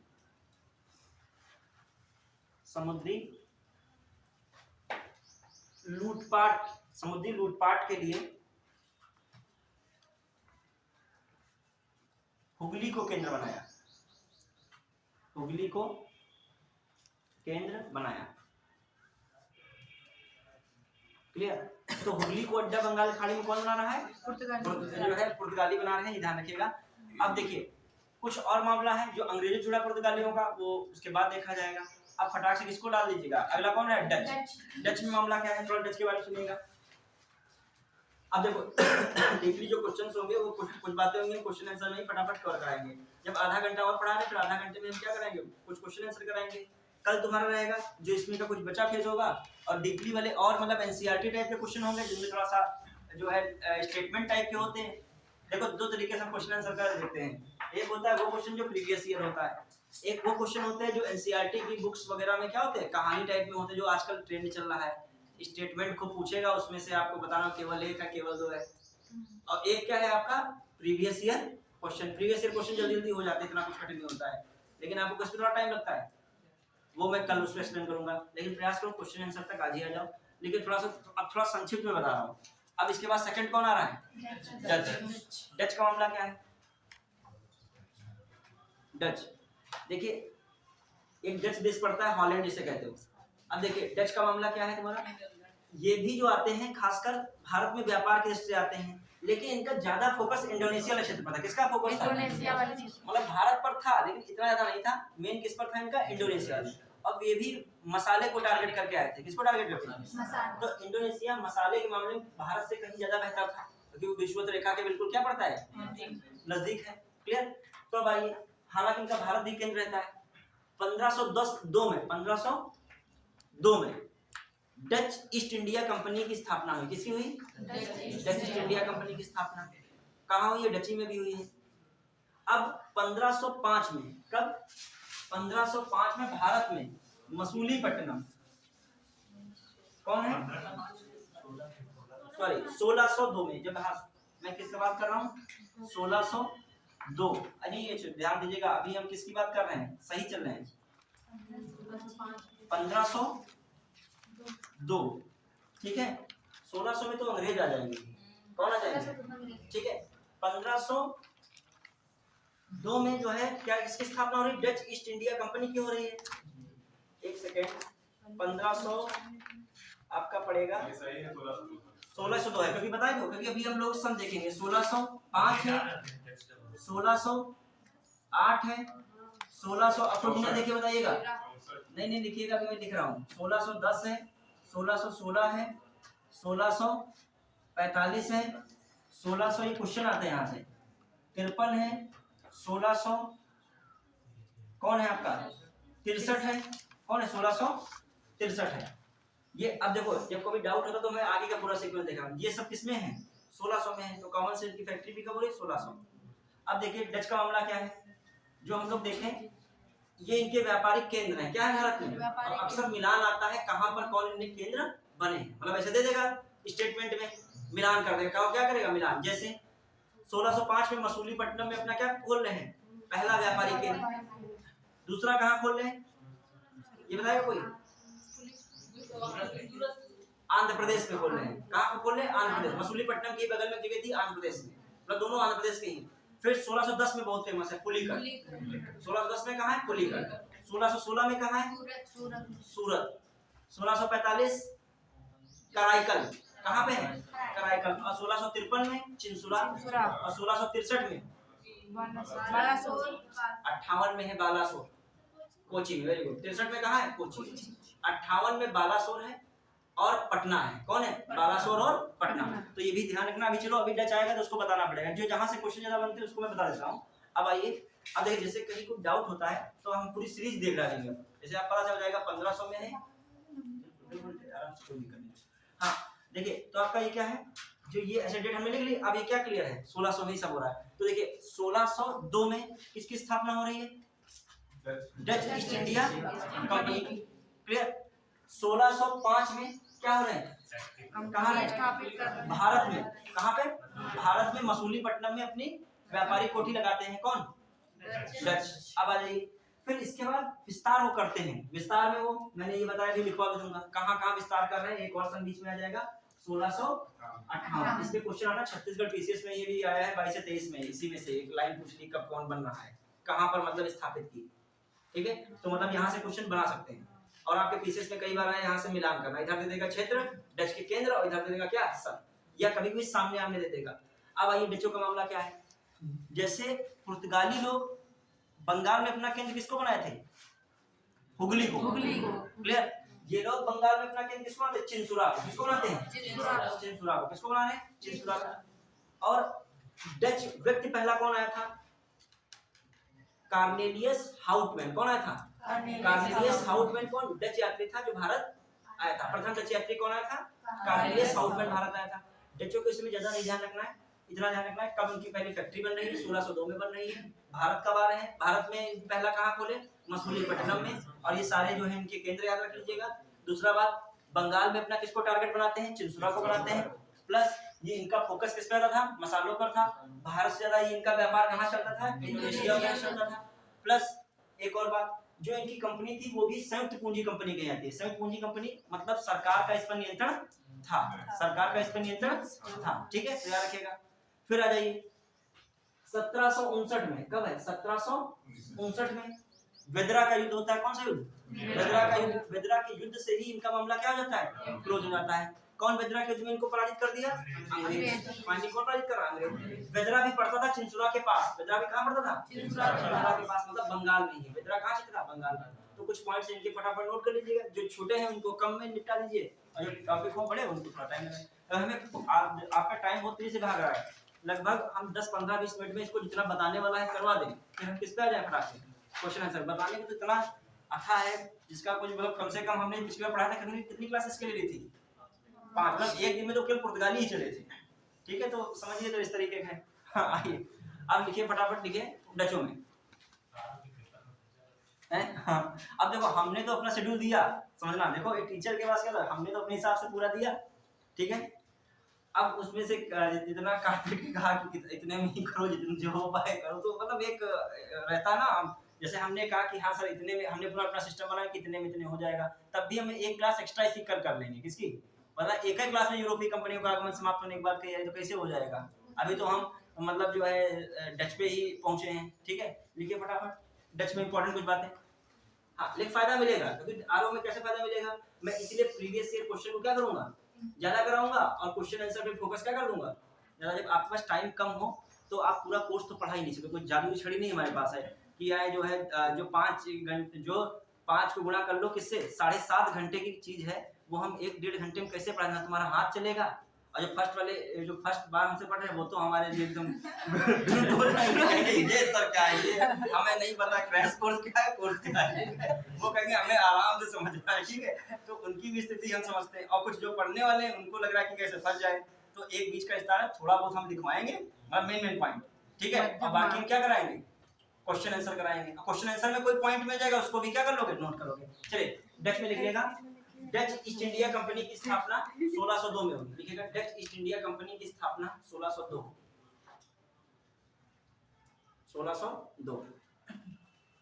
डच ईस्ट इंडिया कंपनी की स्थापना 1602, ब्रैकेट में लिखिएगा संयुक्त पूंजी कंपनी, संयुक्त पूंजी कंपनी,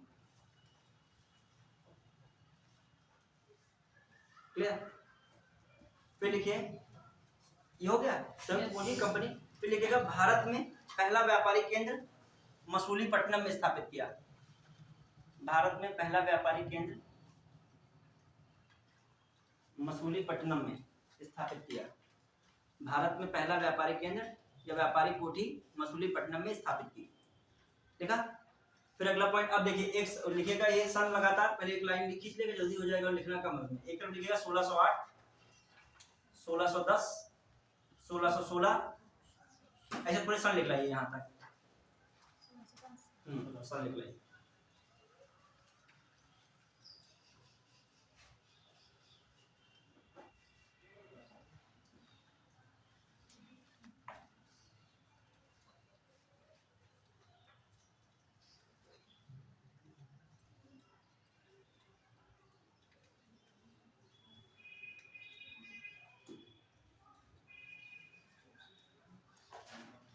लिखा, अब लिखिए फटाफट।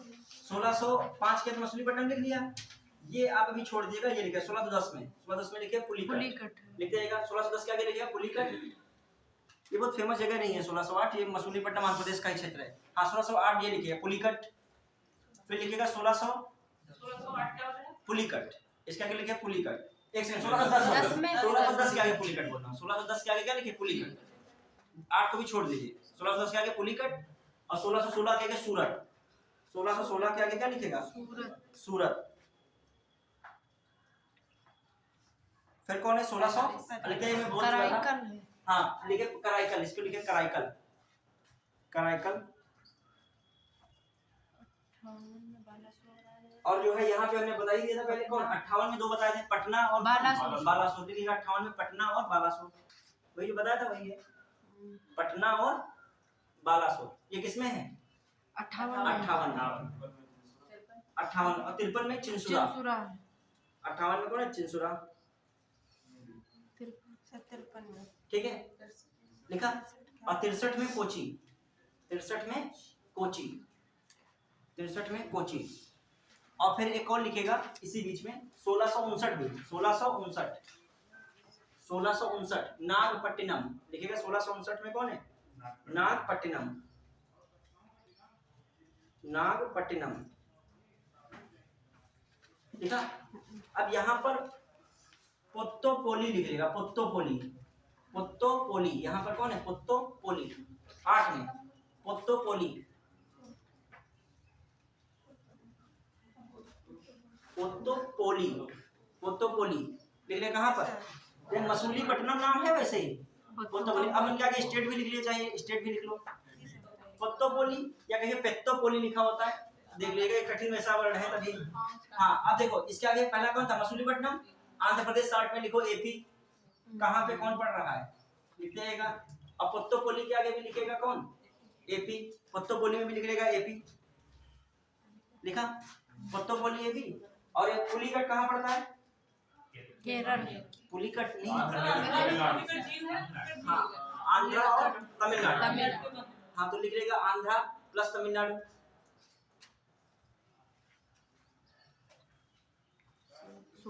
ठीक है। और फिर उधर तो सूरत जानते ही हो कहाँ है, गुजरात। कराईकल जानते हो कहाँ है, तमिलनाडु। कराईकल कहाँ है, तमिलनाडु। कराईकल कहाँ है, तमिलनाडु। चिंसुरा बंगाल। चिंसुरा कहाँ है, बंगाल।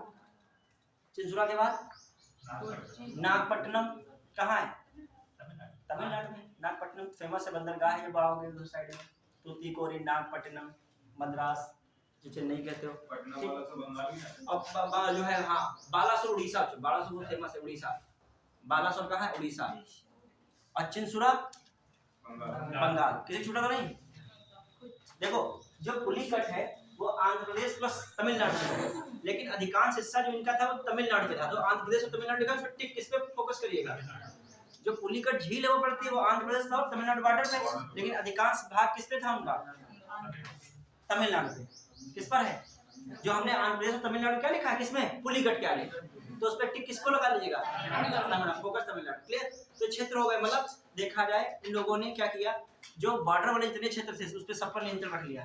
चाहे तमिलनाडु हो, चाहे उधर साइड से उड़ीसा हो, चाहे आपका पश्चिम बंगाल हो, वेस्ट बंगाल, और कुछ क्षेत्र अंदर के भी रख लिए। जैसे आपका कौन है, आपका बिहार है। क्लियर। बालासोर भी है, सूरत फिर बॉर्डर पे चले गए, जो इधर अरब का बंदरगाह है, इंपॉर्टेंट अरब सागर का। आप कुछ और पॉइंट लिखिएगा इनके अटैच के बारे में। कार्नेलियस हाउटमैन, कार्नेलियस हाउटमैन प्रथम डच यात्री भारत आया। कार्नेलियस हाउटमैन प्रथम डच यात्री भारत आया, लिखा। अब इसमें लिखेगा डचों ने मसाले के व्यापार पर, डचों ने मसाले के व्यापार पर विशेष जोर दिया। डचों ने मसाले के व्यापार पर विशेष जोर दिया, लिखा। विशेष जोर दिया एवं इंडोनेशिया, विशेष जोर दिया एवं इंडोनेशिया को भी व्यापारिक केंद्र बनाया। किसको व्यापारिक केंद्र बनाया, इंडोनेशिया को भी व्यापारिक केंद्र। क्वेश्चन आता है इंडोनेशिया को भी व्यापारिक केंद्र बनाया, इंडोनेशिया को भी व्यापारिक केंद्र बनाया। कभी कभी क्वेश्चन पता क्या आ सकता है कि इनमें से कौन सी यूरोपीय कंपनी इंडोनेशिया को भी व्यापारिक केंद्र के रूप में स्थापित की थी। तो कौन टिक मारोगे उसमें? वहाँ कई सारे लिखे हुए, इसको टिक मारोगे। एक और लाइन लिखेगा 1759 में, 1759 में चिंसुरा के पास वेदरा नामक स्थान पर, 1759 में चिंसुरा के पास वेदरा नामक स्थान पर, चिंसुरा नामक स्थान पर, चिंसुरा के पास वेदरा नामक स्थान पर वेदरा के युद्ध में, के पास वेदरा नामक स्थान पर वेदरा के युद्ध में डच पराजित हुए। डच क्या हुए? पराजित हुए। डच की कहानी खत्म हो गई। अच्छा अब देखिए, ये यहाँ से बंगाल की खाड़ी से भागकर वहां से इंडोनेशिया में तोप इत्यादि लेने के प्रयास में थे। अंग्रेजों को खबर लग गई है तोप आ जाएंगी तो हमारा मामला क्या हो जाएगा? फिनिश हो जाएगा। तो ये इसलिए पहले इनको क्या कर दिए? क्लियर कर दिया। क्लियर। अब आ जाइए, और डच में कुछ और पॉइंट क्या हो सकते हैं डच में? तो ये भी किया। और एक पुर्तगालियों में जब हम लोगों ने इस बात कही तो पुर्तगालियों की चीजें ज्यादा पूछते हैं। जो भारत की देन पुर्तगालियों ने कुछ इंपॉर्टेंट चीजें की हैं।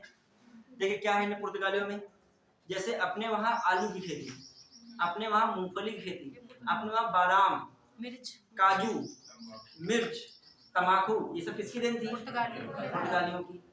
ठीक है। अब आ जाइए कुछ और बातें। प्रिंटिंग प्रेस जो अपने वहाँ आई है, ठीक है, तो भी किसके कारण है? पुर्तगालियों के कारण। प्रिंटिंग प्रेस कब स्थापित की गई भारत में पहली बार? 1556 में। कब की गई थी? 1556 में। इन्होंने एक ईसाईयत धर्म के लिए अपना कोड टाइप का भी बनाया था। कहाँ बनाया था? गोवा में बनाया था। किसने? पुर्तगालियों ने।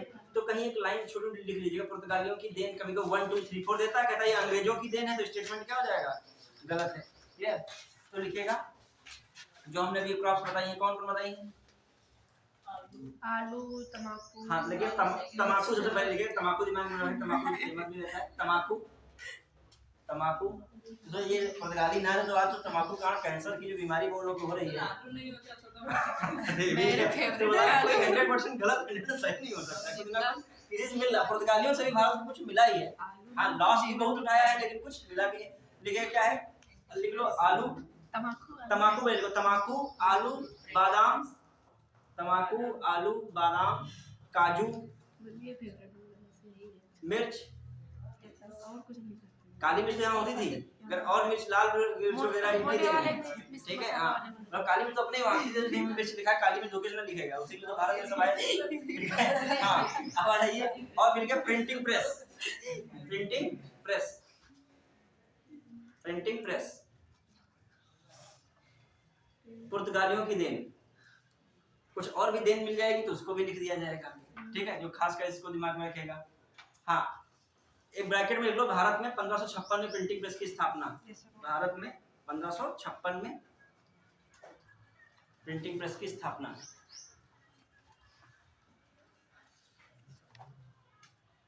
बाकी तो आप पढ़े हो। जो है पत्रकारिता के मामले में सबसे पहला नाम किसका आता है?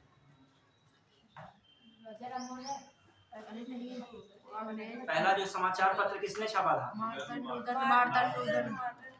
मैं हिंदी की बात नहीं कर रहा हूँ। जो भारत में प्रिंटिंग प्रेस के मामले में देखा जाए, पहला जो है समाचार पत्र का प्रकाशन करने के लिए जो प्रिंटिंग प्रेस स्थापित किया, किसने किया था? James Hicky Augustus. वो आप उसमें पढ़ोगे जब आप जो आधुनिक राष्ट्रवादी जब आंदोलन पढ़ रहे होंगे हम लोग, भारत में प्रिंटिंग प्रेस की स्थापना किस प्रकार हुई है, किस प्रकार, फिर उसमें ही सब आएगा। राजा राम मोहन राय, व्यक्ति में तो राजा राम मोहन राय को कहा जाता है पत्रकारिता के मामले में। क्लियर। चलिए आता है सबसे पहला ऐसा पत्रकार जो जेल गया था, उसमें बड़ा विवाद रहता है सुरेंद्रनाथ बनर्जी और लोकमान्य बाल गंगाधर तिलक में। तो वहाँ पे आयोग जो मानता है, किसको मानता है? बाल गंगाधर तिलक को मानता है। ठीक है, तो ऐसे क्वेश्चन को तो उसका हिस्सा है। केवल यहाँ पर प्रिंटिंग प्रेस की स्थापना हो रही है 1556 में। हाँ विश्व में सबसे पहले प्रिंटिंग प्रेस की खोज किसने की थी? गुटेनबर्ग नाम सुने हो? उसने की थी। क्लियर। चलिए अब आ जाइए, अगला हम लोग देख रहे हैं। आपका ये हो गया पूरा डच वाला। अब देखिए अगला कौन सा है आपका तीसरा? अंग्रेज के बारे में कुछ पॉइंट लिखिए फटाफट। जो ईस्ट इंडिया कंपनी थी उसका नाम रियल में क्या था, वो क्वेश्चन में आ जाएगा। जो उनका रियल नाम था the governor and company of merchants of trading into the east Indies. जो उनका हम लोग शार्ट में क्या कहते हैं, ईस्ट इंडिया कंपनी, उसका नाम कुछ बहुत लंबा चौड़ा था, उससे आपको लेना देना नहीं। मतलब मैं इसलिए बोलते हूँ इस तरीके का कोई नाम आए, governor and company of merchants of trading into the east India company, तो आप किसको लगाओगे, अंग्रेज लगाओगे, ना कि पुर्तगाली लगाओगे, ना कि डच लगाओगे। क्लियर? तो इस नाम से कंपनी स्थापित की थी 1599 में। कब हुई थी? 1599 में। लेकिन दिसंबर 1600 में कौन थी? महारानी एलिजाबेथ। उन्होंने 15 वर्ष के लिए क्या दे दिया था? ईस्ट इंडिया कंपनी को भारत में व्यापार करने का अधिकार दिया था। तो इसीलिए सामान्यतः बुक में क्या मना था, ईस्ट इंडिया कंपनी की स्थापना कब हुई? दिसंबर 1600 में। दिसंबर, लेकिन हो तो गई थी 1599 के आसपास। अब एक चीज देखिए, डच आए जरूर सेकंड पे हैं, डच भारत में सेकंड नंबर पे आए हैं, लेकिन कंपनियों की स्थापना के मामले में डच की कंपनी कब स्थापित हो गई थी? 1602 में। अंग्रेजों की, मतलब मेरा कहने का मतलब सुनिए, कंपनी की स्थापना के सीक्वेंस में पहले अंग्रेज आ जाएंगे। कौन आ जाएंगे? अंग्रेज। हमारी बात समझ रहे हो? मतलब पहली कंपनी कौन स्थापित हुई थी सबसे पहले? पुर्तगाली की 1503 में। भारत में व्यापारिक कोठी, व्यापारिक किला बनाया, तो पहले तो पुर्तगाली छोड़ ही दीजिए। सेकंड पे जो कहा जाए कंपनी कौन स्थापित हो रही है? अंग्रेजों की। फिर उसके बाद 1602 में किसकी हो रही है? डच। ये कंपनी की स्थापना क्रम, लेकिन आने के क्रम में डच अंग्रेजों से क्या है? पहले आए। मतलब यूरोपियों का आने का क्रम पूछा जाए तब तो वही लगाओगे। सबसे पहले कौन है? पुर्तगाली। फिर कौन है? डच आए। फिर कौन आ रहा है? अंग्रेज। फिर कौन आ रहा है? डेनिस। 1620 में कौन आ गए थे? डेनिस। और फिर 1668 में कौन आ रहे हैं? फ्रांसीसी। तब तो ये है सीक्वेंस। अभी मैं लिखवा दूंगा लास्ट में, जहां अब कंपनी की स्थापना का सीक्वेंस हो तो पहले कौन है? पुर्तगाली। 1698 में ही इनकी फैक्ट्री स्थापित भी हो गई थी पुर्तगाल में। ठीक है? और फिर अंग्रेज। फिर कौन है? डच। कब आए डच? 1605 में। अंग्रेज कब आप आए? 1608। कहा जाता है सूरत में पहुंचे थे, लेकिन ये बुक्स ने लिख दिया सूरत में, स्टैंडर्ड बुक 1608 को मानती ही नहीं सूरत में। ठीक है? वो मानती है क्या? 1611 और 13। और जो 13 में था स्थायी कारखाना कब खोला गया? 1613 में। अब देखो एक चीज और, जिसने अभी तक सीरियसली जीएस नहीं मान लीजिए पढ़ी है, तो उसको जब 1 घंटा ऊपर होता है तो फिर टीचर की बातें कुछ दिमाग से लगने थी, ऊपर से जा रही है। ठीक है? लेकिन कोई बात नहीं, ये शुरुआत की ओर होता है। ठीक है? धीरे धीरे जुड़ जाओगे। हम भी कभी कोई स्पीड थोड़ा बढ़ा देते हैं, हमें लगने का सामने वाला सब पढ़ा है, फिर आ जाते हैं कि हाँ पढ़े तो सब सामने वाले नहीं है, कुछ उसमें पढ़े हैं, ज्यादा ही पढ़े होंगे, लेकिन हमको क्या चलना है? सभी को लेके चलना है। टीचर के लिए सबसे बड़ी समस्या ये रहती है कि सभी को साथ में लेके चलना है, और सबका इंडिविजुअल डिफरेंसेस अलग अलग है। व्यक्तिगत भिन्नता क्या है? सब में है। इनका कुछ और लेवल है, इनका कुछ और है। अब सामंजस्य बैठाना बहुत कठिन काम होता है। जैसे मान लीजिए हम फ्लो में आ गए, हम अभी सब फिनिश कर देंगे, मगर क्लास छोटी, उसके बाद आधे जो है क्रांतिकारी बने और घूम रहे हैं। चलिए आइए, लेकिन होता है, स्थिति है। अच्छा, हम दूसरे ज्यादा प्रयास कर रहे हैं कि कम समय जितना ज्यादा फायदा दे पाए, जितना ले लीजिए, जल्दी लिख लो, कंटेंट क्या कर दे, कवर कर दे। अब लिखे फटाक से कुछ अंग्रेजों के बारे में। अब देखो पहले कुछ समझिएगा, जो हम दूसरे पेचीदी बातें जो छोटी होती हैं वो आप जल्दी सीक्वेंस में क्या गड़बड़ कर सकते हो। अब देखो सबसे पहले जो कंपनी की स्थापना का सीक्वेंस आए, फर्स्ट कौन था? लिखो एक सीक्वेंस, लिखो, लाइन भूल जाओगे आधे से। कंपनी की स्थापना का क्रम, कंपनी की स्थापना का क्रम। ठीक है? पहले लिखिएगा कौन है? पुर्तगाली या पुर्तगीज कह देते हो। ठीक है? पहला हो गया। दूसरा, और उसमें जो लिख लीजिएगा ब्रैकेट में 1498। पुर्तगाली के ब्रैकेट में क्या? कंपनी की स्थापना कब हो गई? 1400 आया भी था वो, 1498 में स्थापना भी हो गई थी। क्लियर? फिर दूसरा अंग्रेज, नहीं दूसरा हाँ अंग्रेज लिखेगा 1600, दिसंबर 1600। ठीक, दिसंबर 1600। क्लियर? अब कौन आ रहे हैं? डच। ब्रैकेट में लिखेगा 1602। ये सब कहाँ पे है? अपने ही देश में स्थापित हो रही कंपनियां। फिर आ जाइए तीसरा, डेनिस आए। अब तीसरे तो ये हो गए, चौथे लिखेगा डेनिस। कब? 1616। डेनिस लिखेगा 1616। फिर आ गया ये, फिर लिखेगा अगला फ्रांसीसी। फ्रांसीसी कब? 1664। क्लियर? ये हो गया। अब उधर ही एक सीक्वेंस लिखेगा भारत में, अब लिखिएगा भारत में यूरोपीय देशों के प्रवेश का सीक्वेंस, लिखिएगा भारत में यूरोपीय देशों के प्रवेश का क्रम, भारत में यूरोपीय देशों के प्रवेश का क्रम, भारत में यूरोपीय देशों के प्रवेश का क्रम। फटाक से उसमें लिख लेगा वही सिंपल। पहला कौन है? पीडीएफ। देखो ज्यादा डेनिश पूछा नहीं आता है, आपसे ज्यादा नहीं पूछाता, लेकिन आ रहा है ये तो लिख लो। पहले लिखिएगा पहला कौन है? पुर्तगाली। अच्छा तीर बना के लिखिएगा पुर्तगाली, फिर डच, ऐसे लिखते जाएगा, फिर अंग्रेज, लिखिएगा पुर्तगाली डच, फिर तीर बना के आगे डच लिखा, फिर अंग्रेज, पुर्तगाली डच अंग्रेज, फिर डेनिश, फिर कौन है? फ्रांसीसी। फ्रांसीसी लिख लिया, पुर्तगाली डच अंग्रेज डेनिश फ्रांसीसी। फिर लिखा भारत में कंपनियों की स्थापना, लिखिएगा भारत में कंपनियों की स्थापना। समझ पा रहे हो मेरी बात को? हाँ, तो भारत में कंपनियों की स्थापना लिखिए इनकी। वहां तो ये अपने देश में कर रहे थे, अब ये कहाँ कर रहे हैं? भारत में। मतलब कंपनियों की स्थापना का मतलब पहला व्यापारिक केंद्र कहाँ पर ये क्या बना रहे हैं, लिखिएगा 1503 कोची। पुर्तगाल के आगे लिखिए, पुर्तगाल के आगे लिखिए, पुर्तगाल के आगे लिखिए 1503 कोची। सबसे पहला नंबर लिखिए पुर्तगाल, 1503 कोची। मतलब जो इनका पहले व्यापारिक केंद्र कहाँ रहा? कोची में रहा, 1503 में। फिर है दूसरा, उसके बाद देश डच, डच 1605 मसूलीपट्टनम या मछलीपट्टनम, या मछलीपट्टनम, मसूलीपट्टनम या मछलीपट्टनम लिखा, क्लियर। फिर अगला कौन आ रहा है? अंग्रेज, लिखिएगा अंग्रेज। अब देखो इसमें थोड़ा सा विवाद रहता है, कुछ बुक 1608 मान नहीं है, ठीक है, कुछ मान नहीं है 1613 और 1611 में लड़ाई झगड़ा होता है एक हिसाब से, तो आप मान 1611 सकते हो, ऐसे लिखिएगा, ऑब्लिक लगा लीजिएगा 1608। मान लिया प्रश्न पे भी कभी कभी होता है कि प्रश्न मान लिया 1608 कह रहा है, सूरत में आए थे 1608 में बताया जाता है, क्लियर। फिर मेन है 1611, अस्थायी तौर पर कहाँ 11, और अभी मैं लिखा दूंगा, और 1613, ऐसे 3 सन लिखिएगा इनके लिए, ऐसे 3 आगे लिखेगा 1608, 1611, 1613 लिखा। अब 13 पे लिखिएगा, 13 पे एक बिंदु बनाइएगा, 13 पे 1613 पे कहीं पॉइंट लिखिएगा, पहला स्थायी कारखाना, अंग्रेजों का पहला स्थायी कारखाना, मतलब इसमें जहांगीर ने अनुमति दी थी पूरी तरीके से कि हाँ स्थापित करो, ठीक है। तो पहला स्थायी कारखाना कब? 1613, पहला स्थायी कारखाना 1613 लिखा। फिर लिखेगा पहला अस्थायी कारखाना, ये पहला लिखेगा अस्थायी कारखाना लिख लेगा, अस्थायी कारखाना 1611 के ऊपर लिखो अस्थायी कारखाना, 1611 पे अस्थायी कारखाना लिखा। मसूलीपट्टनम, मसूलीपट्टनम,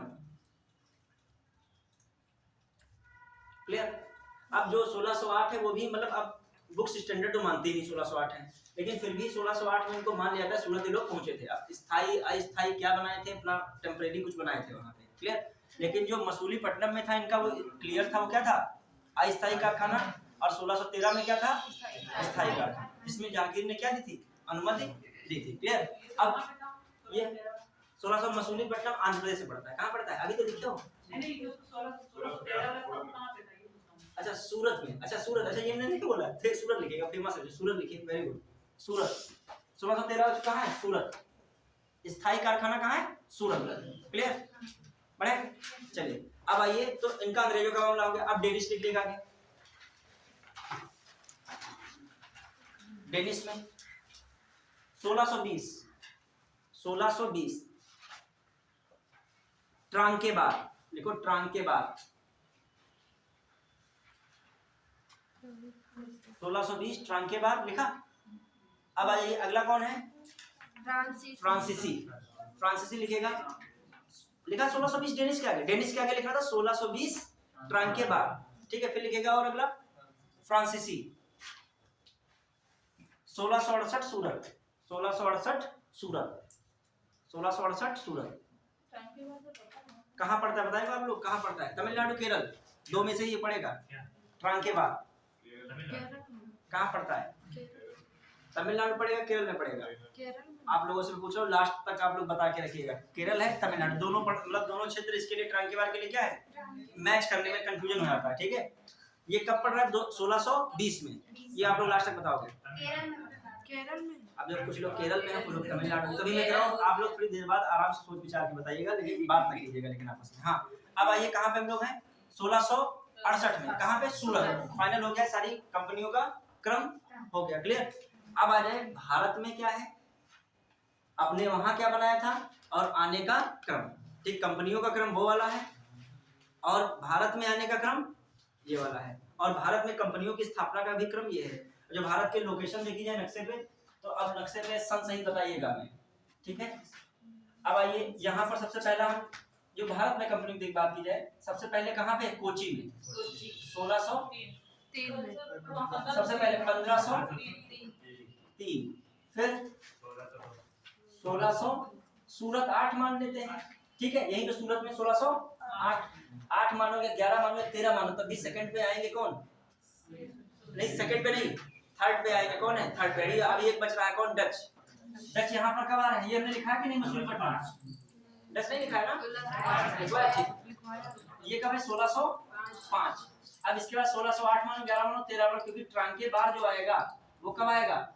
1620 में आएगा। कब आएगा? 1620 में। और फिर यहाँ पे सूरत में 1668 में।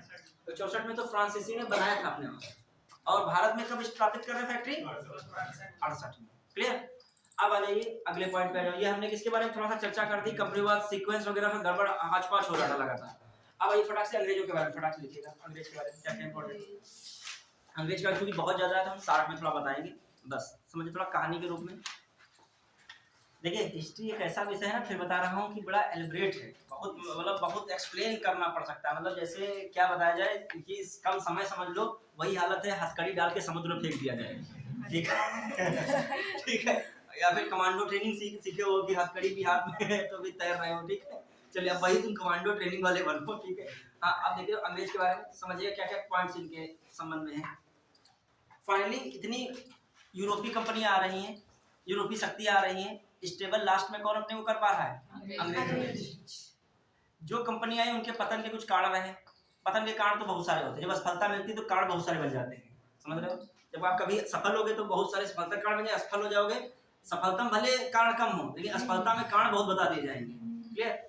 ये कोचिंग में पंखा खराब हो गया, ये टूटा है, ये कुछ नहीं होता। जब बच्चे पढ़ने के लिए आना होगा कुछ भी नहीं, सब कैसे भी स्थिति पढ़ लेंगे।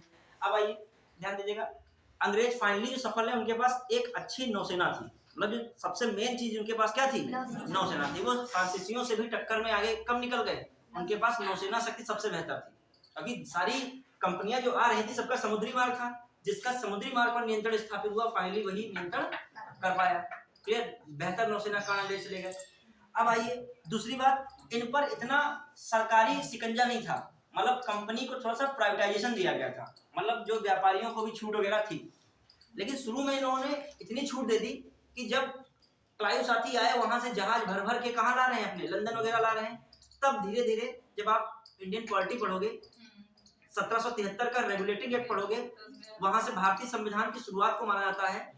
तो 1773 का रेगुलेटिंग एक्ट केवल इसलिए आया था कि जो ब्रिटिश ईस्ट इंडिया कंपनी व्यापार के लिए भारत में कभी गई थी, इतना ज्यादा लूटमार करके व्यापार कमाने लगी, तो इनको नियंत्रण में कैसे रखा जाए, इसलिए ब्रिटेन की संसद से कौन सा 1773 का रेगुलेटिंग एक्ट, 84 का पिट्स इंडिया एक्ट और 1833 का जो एक्ट आया उसमें तो क्या कर दिया, इनकी सारी शक्ति ही खत्म कर दी गई ईस्ट इंडिया कंपनी की।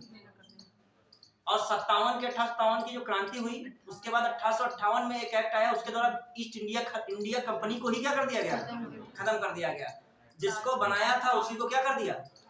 मतलब इनको टेंशन था कि पिताजी हम हैं, हम भेज रहे हैं कंपनी को, लड़के हैं वहां से कमा के हमको ला के देंगे आके, लेकिन ये चिंता होने लगी, कमाएंगे लाएंगे, अपने लिए पहली बार लाएंगे, हमको नहीं देंगे, दूसरी बात कहीं वहां बस ना जाए, और तीसरी बात बसने के बाद भारत पर नियंत्रण कौन कर लेगा? कंपनी ही कर ले।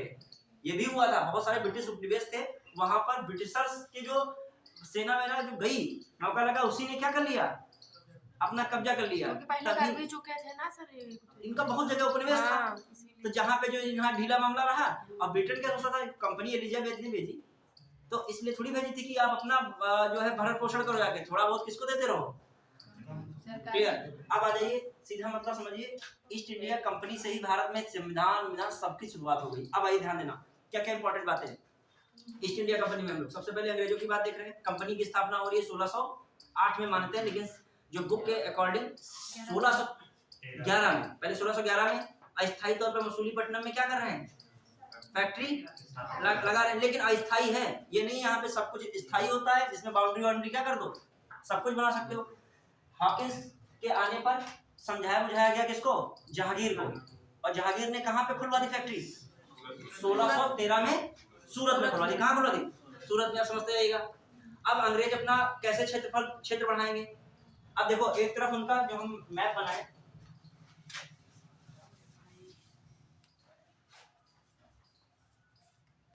देखिए एक तरफ इन्होंने सूरत पे नियंत्रण किया, एक तरफ इनका कहाँ हो रहा है, मसूलीपट्टनम में।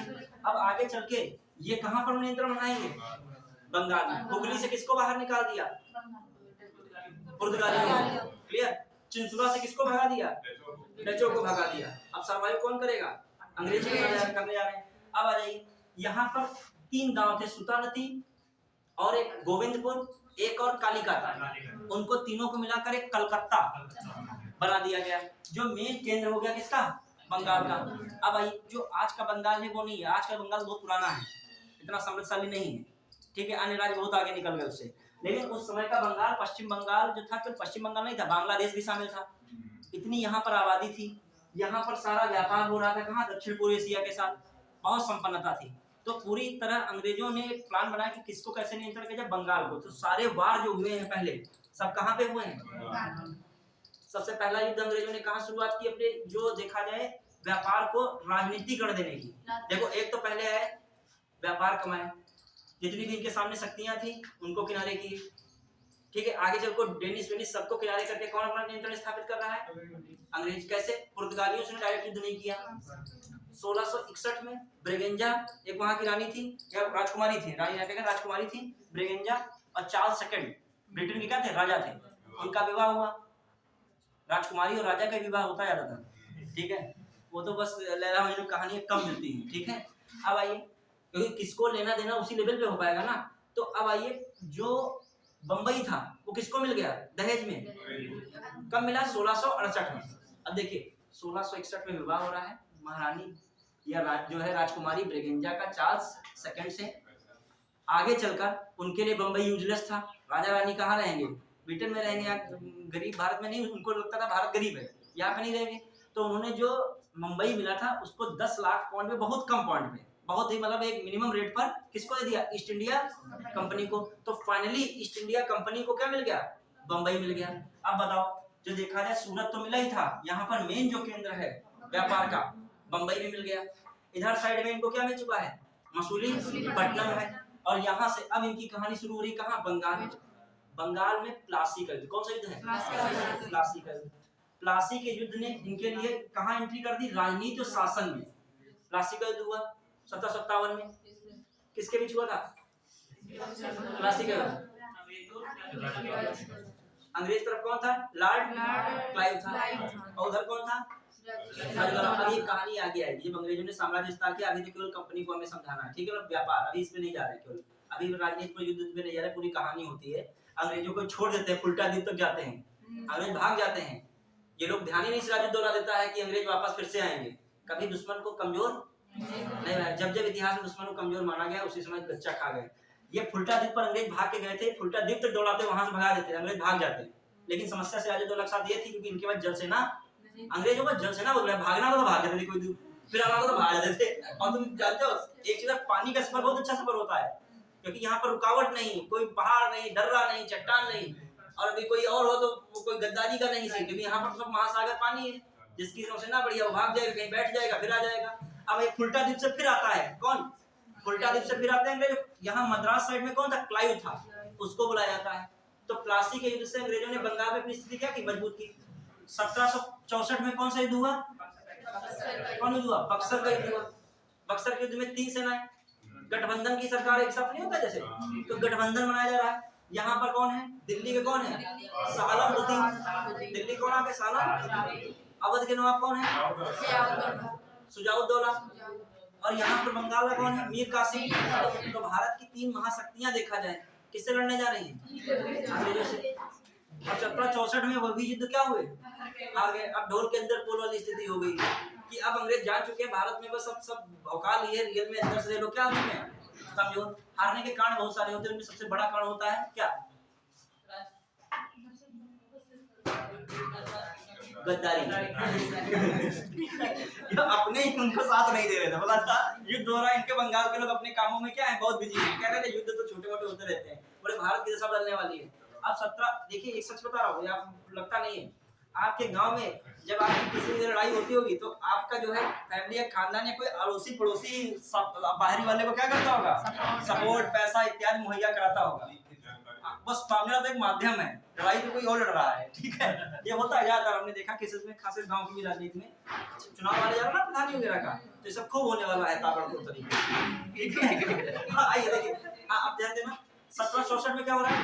बक्सर का युद्ध जीत गए। कौन जीता? अंग्रेज। अब मीर कासिम तो भाग गया, मीर कासिम का हमको मार डाले जाएंगे पक्का, तो मीर कासिम तो अपना क्या निकला? भाग निकला। अब कौन बच रहे हैं? शुजाउद्दौला बचेगा। अवध कौन बच रहा है? अवध का शुजाउद्दौला और साहलमदुद्दी। अब उसकी खबर लेगा कौन? क्लाइव। देखिए 1757 में क्लाइव रहा था, समझना, उस समय गवर्नर था बंगाल का, फिर चला गया था आगे चल के, और 1765 में फिर से क्या आया? क्लाइव आया। क्यों आया? इलाहाबाद की संधि का। 1765 में क्या हो रही है? क्योंकि युद्ध तो 64 में हार चुके हैं। क्लाइव कहता है मोल भाव हम ही करेंगे, तुम लोग नहीं कर पाओगे, क्योंकि हम जीते थे, हम ही लड़ाई करे थे। तो मतलब लड़ाई भले ना किया, पृष्ठभूमि तो क्लाइव ने क्या की थी? तैयार की थी। तो मोल भाव करने के लिए फिर से 1765 में कौन आ गया? क्लाइव आ गया, ठीक है। बक्सर के युद्ध में वेंसिस्टार्ट था। कौन था वहां का गवर्नर? वेंसिस्टार्ट। बक्सर के युद्ध में तो वेंसिस्टार्ट था जो देखा जाए वहां गवर्नर। लेकिन जब परिणाम आ चुका था, उसके बाद संधि करने कौन आया? क्लाइव। मीर कासिम तो भाग गए, बचे कौन? शुजाउद्दौला और साहलमदुद्दी। उनसे इलाहाबाद की संधि में, क्यों बता रहा हूँ समझिए। 2 बजे तक करेंट क्लास हो गया क्या? चलो ये तो चलिए यहीं पे बंद करें। हाँ, अब देखिए एक काम, बस 1 मिनट है। इसी से बंगाल, बिहार, उड़ीसा की दीवानी किसको मिल गई? अब अंग्रेज खुल के भारत में क्या कर रहे थे? फाइनली व्यापार कर रहे थे। हमारा मतलब व्यापार का यहाँ तक लाना था।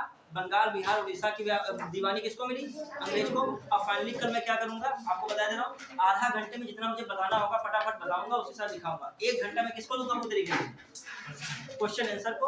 और एक काम और, आज जो जर्नी तुमने प्रारंभ की है, 1 मिनट बैठ जाइएगा। हमारा तुमसे ज्यादा कीमती इसमें भी, हमारा जो है 1:30 बजे तक था ना, हमारी क्लास अलग लगी थी, हम आधा घंटा लेट है, जो वहाँ पीछे बौद्धिक आतंक, मतलब आतंक में आ चुका होगा, ठीक है। सुनिए, अभी जब टीचर देखो, बच्चा देर से आए कोई नहीं होता, जब टीचर देर से आए तो एक मतलब मन में और स्थिति हो जाती है। हाँ है, अरे हम तो पहले आए थे, लेट नहीं थे। हाँ, जब वहाँ के लिए लेट हो जाएंगे। हाँ, ये बात सही है।